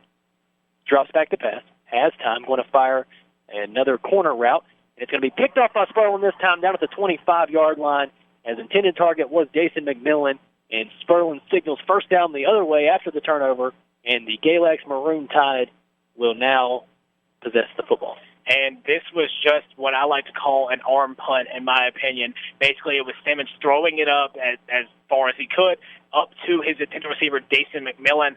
And this time, it's going to be Joshua Sperlin that does come down with it, because the idea is with an arm punt, if you throw it up, if they pick it off, that's fine. You kind of pin them within deep in their own territory. And if they don't, well, then you just punt it anyway. So the idea is they're taking a risk there, but it was Joshua Sperlin that was up to the task. So back in at quarterback is Pickett. He'll be out of the pistol. One receiver to the left, one to the right.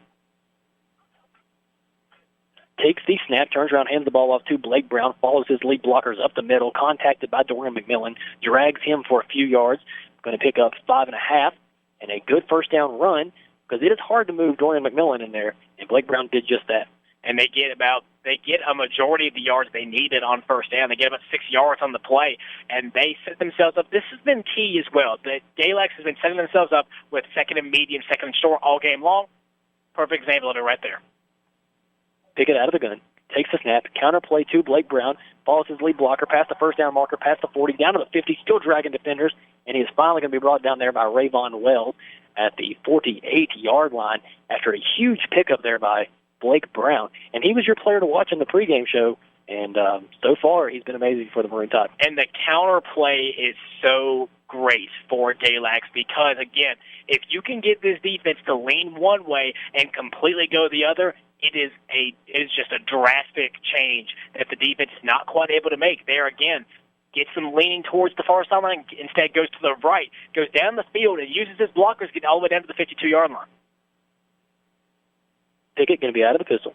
One receiver to the left, one to the right. Takes the snap, going to hand it off to Blake Brown, and he's going to be dropped right at the line of scrimmage. Tackle made there by Caleb England after they try to run a little bit of a read option look right there. England up to the task, holds him to a 1-yard gain. And a good read by England. He sees right through the handoff, gets him right at the line of scrimmage. Brown is able to get about a yard on the play, but if you're Georgia's defense and the way that Blake Brown's been running in this game, you'll take that as a win. 10:20 remaining here in the fourth quarter. 35-14 is our score. The Maroon Tide are driving down the field, however. One receiver to the left, one to the right. Out of the gun is Pickett. He takes the snap. He is going to have to play blown dead by the head official right here. We will check the flag on that. I believe it will be on the Maroon Tide.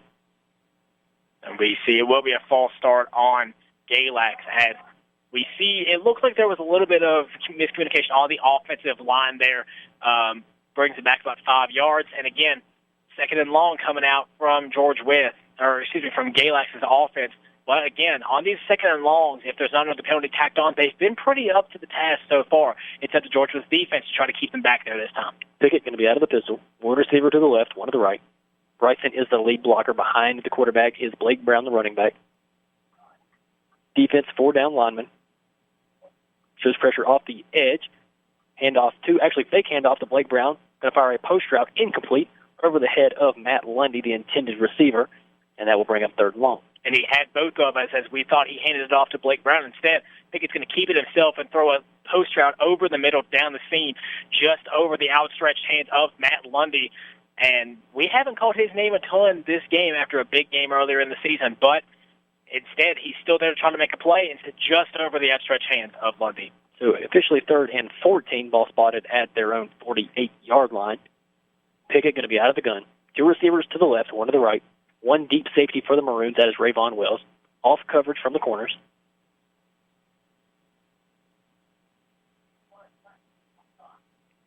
takes the snap, looking to throw, fakes the screen one way, throws it the other way, complete to Matt Lundy, who tries to follow his league blockers. The Maroons defense does a good job of swarming to the football, holding into about a 3 to 4 yard gain after the catch, and the Maroons will get the football back. And George Wythe's defense stays patient on that play, and I love it, because instead of trying to jump a screen pass, they're going to let him catch it. They're not going to let him get even back to the original line of scrimmage. They're going to go ahead. They're going to let him catch it, but they're going to get him in the backfield, not allow him to get anywhere. Great job by George Wythe's defense, and Galax will punt once again. Rayvon Wells back to return. Spurlin set to punt. 9:04 remaining here in the fourth quarter.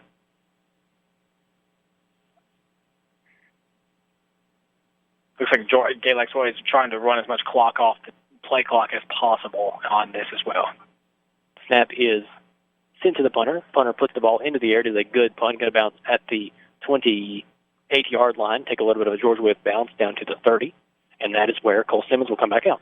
Now, keep in mind, it is a three-possession game. It is a 21-point game in the favor of the Maroon Tide.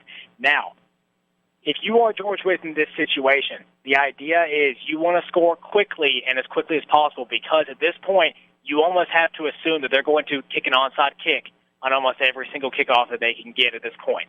So try to get the ball in the end zone quickly. And I also wouldn't be surprised if George Wythe is able to find the end zone, if they go for two to try to steal this thing on the road. Simmons out of the gun. Excuse me. Two receivers to the left, two to the right. He takes the snap, going to throw a quick curl route to Jacquez Younger, who makes the catch, but is going to be immediately tackled there by Dixon after about a 5-yard reception.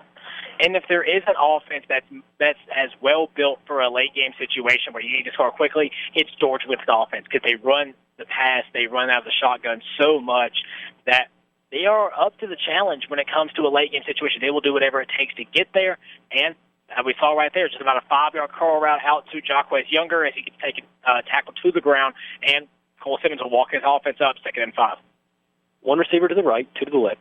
Takes the snap, the low snap, looking to throw the slant route to Tyrus Green, complete, gets past the first man, one man to beat, Caxton Vault to safety, cleans up the play, though, and they will move the ball down to the 46-yard line after Tyrus Green's first reception of the night on the slant route. And this is nothing special. It's basically just a two-step slant here coming out from Tyrus Green. He cuts towards the middle of the field.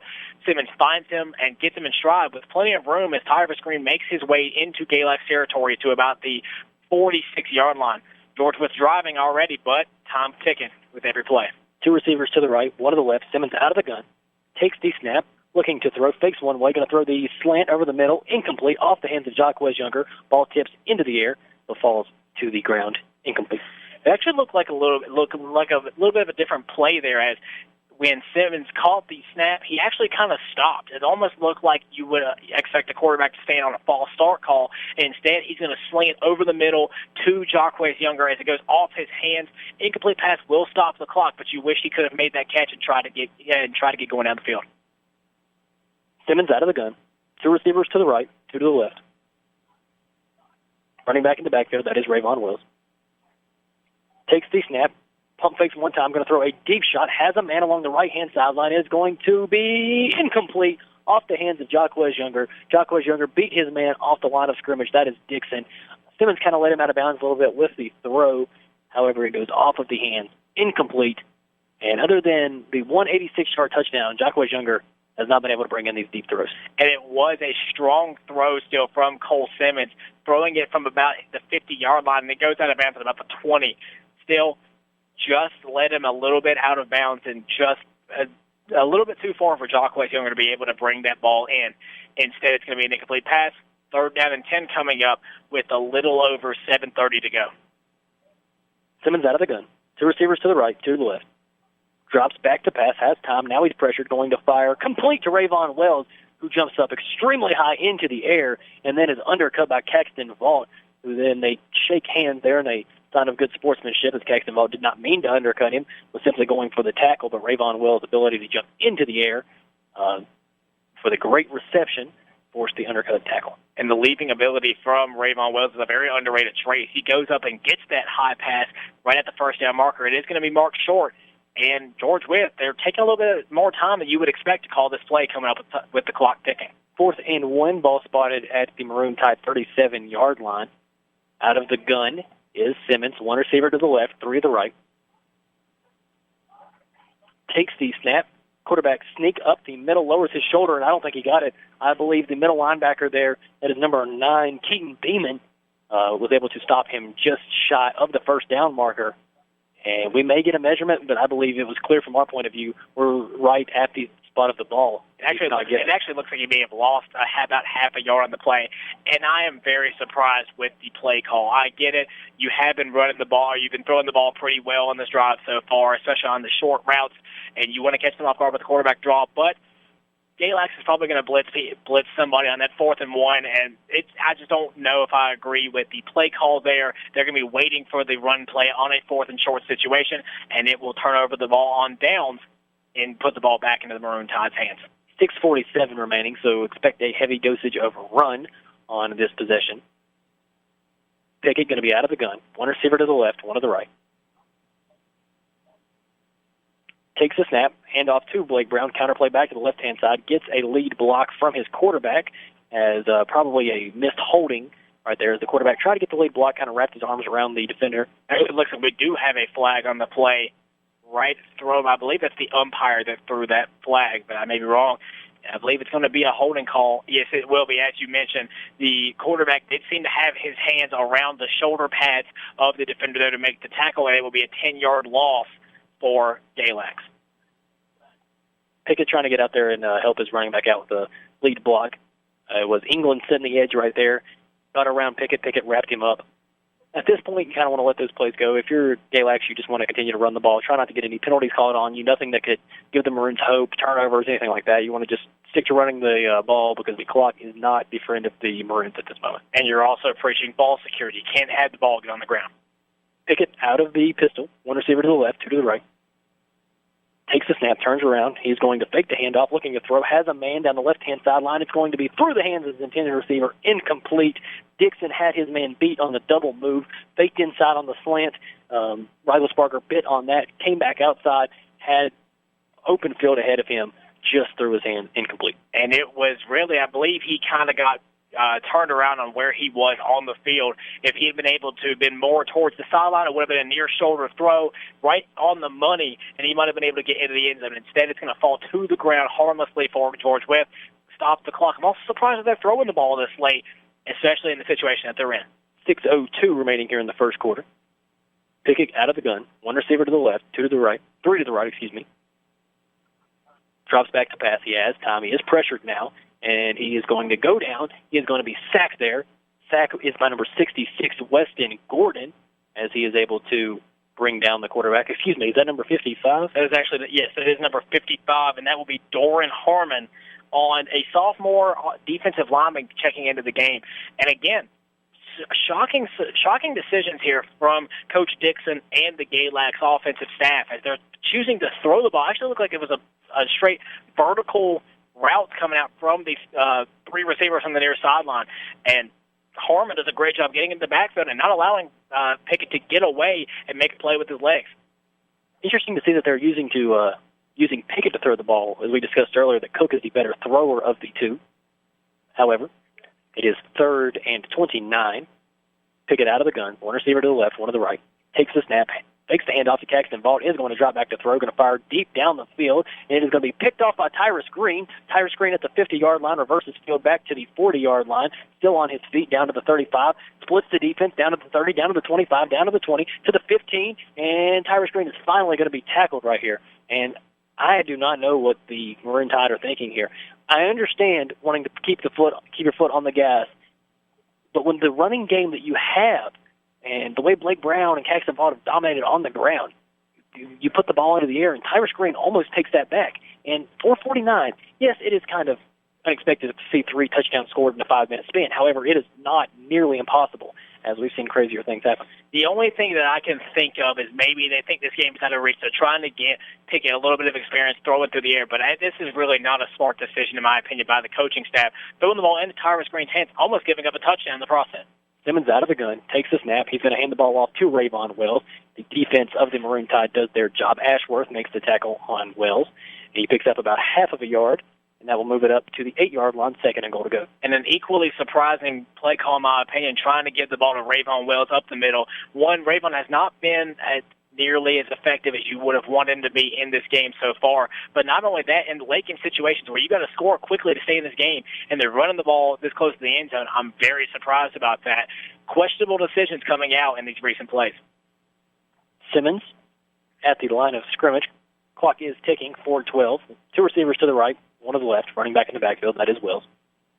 Takes the snap, going to hand it off to Rayvon again on the counter play. Rayvon Wells lowers his shoulder, and he is going to be marked just shy of the end zone, about 1.5 yards. So it'll bring up 3rd and goal to go from the 1-yard line. A halfback dive going along the right side. Rayvon tries to hide behind an offensive lineman. He actually gains pretty decent yardage, gets about 5 yards on the gain, goes to about the 2-yard line. Again, this offense not in any hurry, which is a very surprising development late in this game. 3:30 remaining. Clock is ticking. Simmons out of the gun. 1 receiver to the right, 1 to the left. Takes a snap, hand off to Rayvon Wells. Rayvon Wells is contacted immediately by the defensive line. Ball comes out. He is going to be ruled down on the ground, though. Cade Ashworth in there on the tackle, along with Lee People, the defensive tackle. So 4th and 2. Actually, they're in a market statement, but he lost 2 yards. So 4th and 4 here, goal to go. 3 minutes remaining, down 21. Any hope rests on this play at all. And they're going to try to put it in the end zone, whether it be a running play with Cole Simmons or a pass up into the end zone. They're going to try to put it in, and it's going to be onside kicks from here on out if they can. Simmons out of the gun. 2 receivers to the left, 1 to the right. Takes a snap.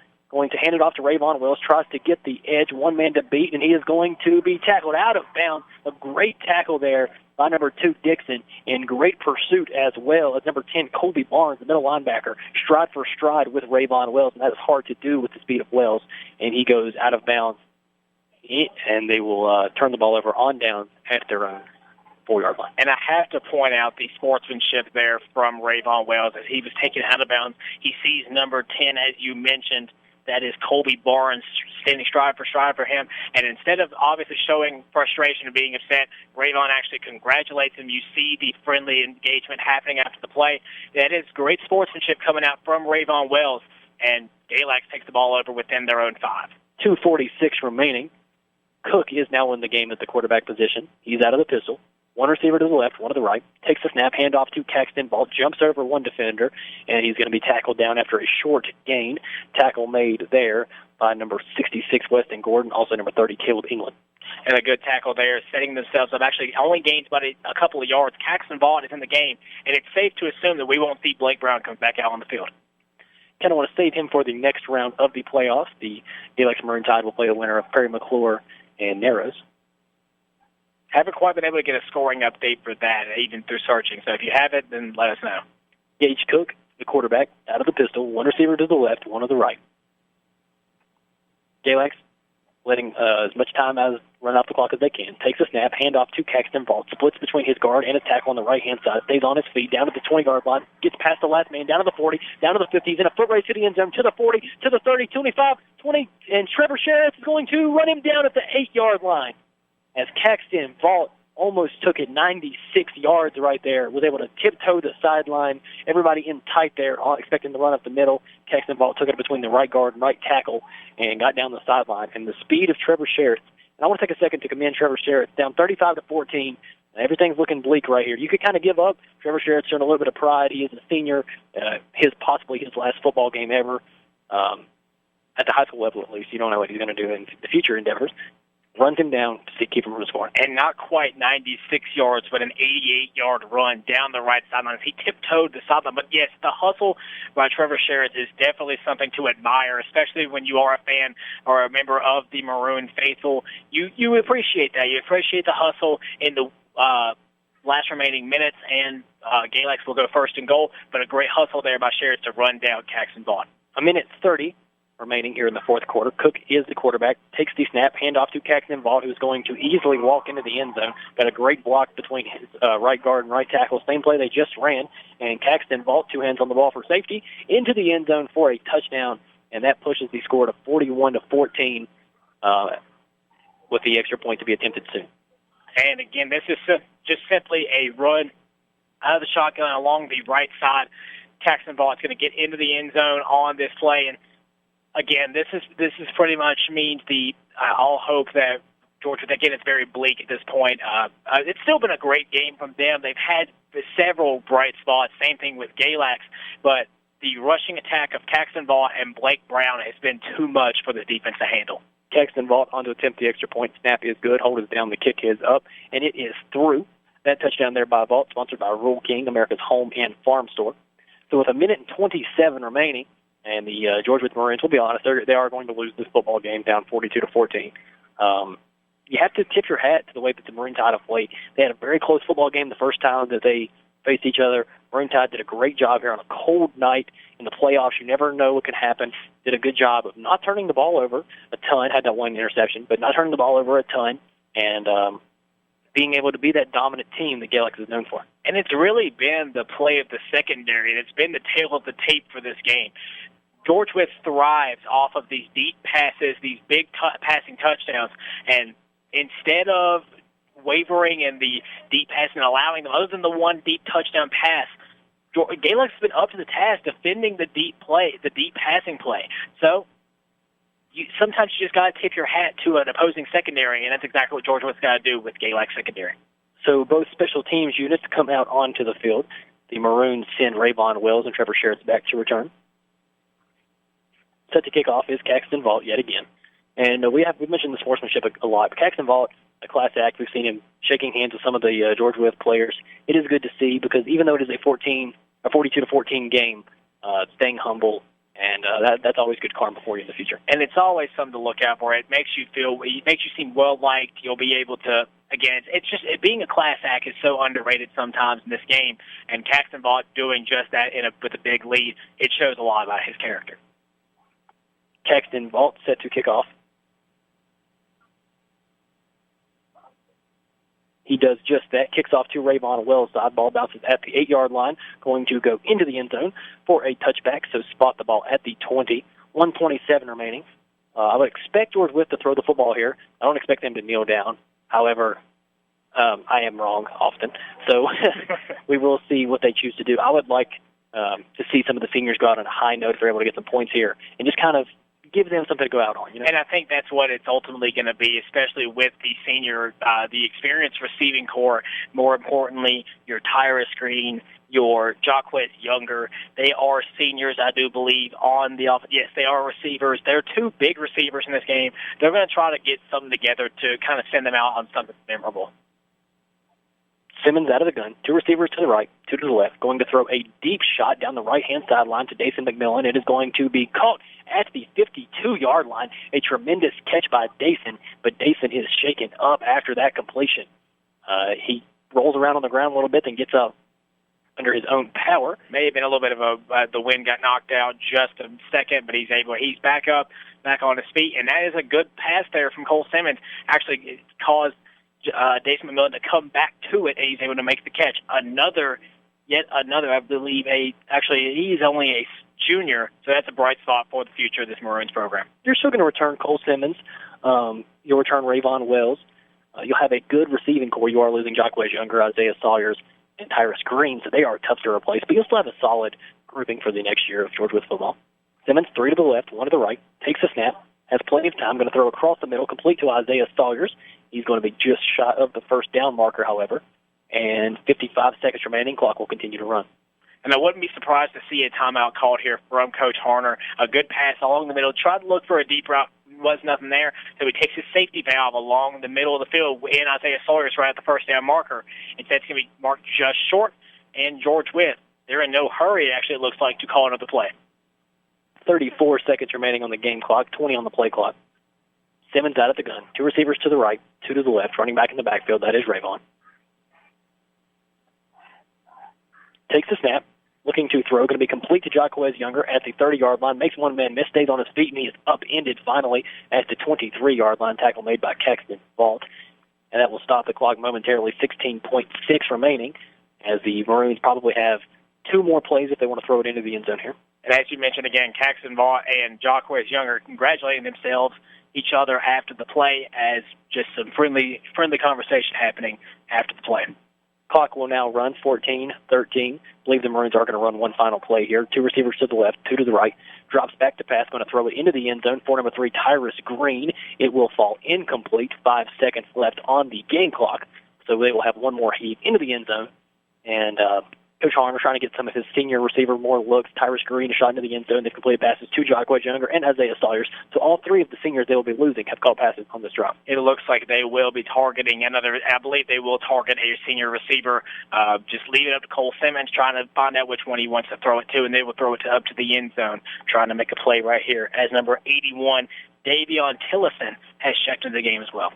Simmons out of the gun. 2 receivers to the right, 2 to the left. Drops back to pass, going to fire incomplete. Ball will bounce off the turf, and that will be the end of our second playoff game. The Galax Maroon Tide victorious 42-14 over the visiting Wythe Maroons as the overwhelming defense from the Maroon Tide. Too much for the high-powered offense for the Maroons to handle. Blake Brown and company do their job. And again, this has just been a hard-fought football game from both sides.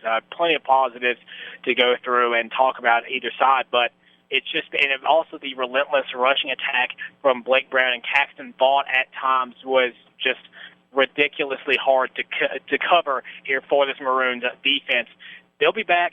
The Maroons will be good next year. They'll be fine. And Galax looking to make it even farther as they will face either Perry McClure or Narrows next week. Welcome into our WXBX post-game show for the last time this football season. Basically, a recap of the game. The overwhelming Maroon Tide defense, too much for the high-powered Maroon offense to handle.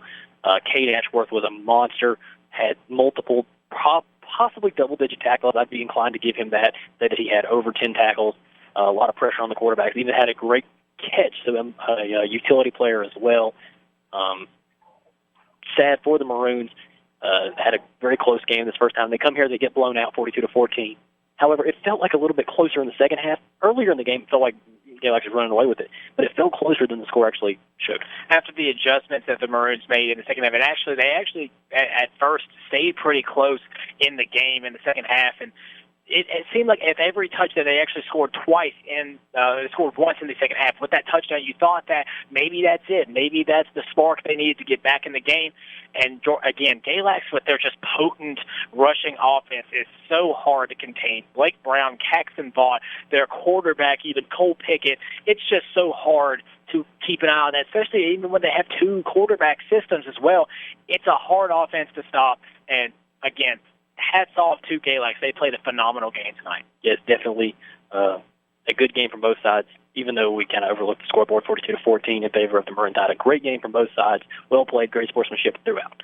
Blake Holmes has the official scoring recap for you, Blake. The scoring was started with a 2-yard touchdown run by Blake Brown, the Galax tailback, on the second drive, or Galax's second drive of the game. PAT was good, 7-0. Cole Pickett then found Landon Dixon for a 14-yard touchdown wide open in the back of the end zone. The PAT was good. Blake Brown, another touchdown, 21 yards this time. PAT was good, 21-0. At this point, Cole Simmons got on the board with a 4-yard touchdown run. The PAT was good, 21-7 score at this point as we went into halftime. And then starting out the second half, Cole Pickett to Cade Ashworth for a 17-yard touchdown pass to PAT was good. 28-7 was the score at this point. Then Cole Simmons found the 86-yard touchdown pass to Jacquez Younger on the near sideline. The PAT was good. The score was 28-14. Gage Cook then found Caxton Vaught a 45-yard touchdown pass on a swing route to the far sideline. PAT was good, 35-14. And Caxton Vaught, after rushing for an 88-yard rush on first down, ends up getting a 6-yard touchdown run. PAT was good, with your final score being 42-14. Welcome back into the WXBX post-game show. Just wanted to take a second to thank everyone that has allowed Blake and I to be able to broadcast these games. As everyone knows, I did do the color commentary role, stepped into the head play-by-play role this year for football. Was nervous at first. Blake and I both were. We talked about it. I think throughout the season we've been able to progress and get better. Hopefully you guys enjoyed the broadcast. Thank you to all the listeners who spent your Friday nights with us covering all the games, whether it be at Roy Treat, Fort Chiswell, Wythe football game. We do really appreciate it.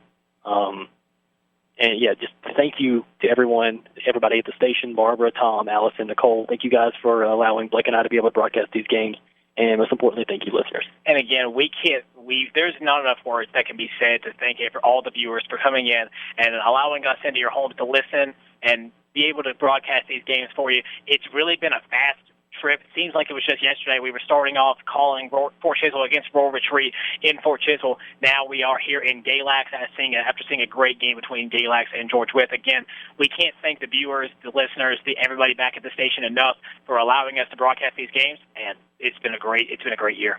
On some positive news, Blake and I will be covering high school basketball for you. So don't worry, folks. It's only a little bit of time until you get to hear our wonderful voices back on the air, because I know you guys love it so much. But in all seriousness, Blake and I will be covering high school basketball this year. We'll have a great mix of George Wythe, the Royal Retreat, Fort Chisholm.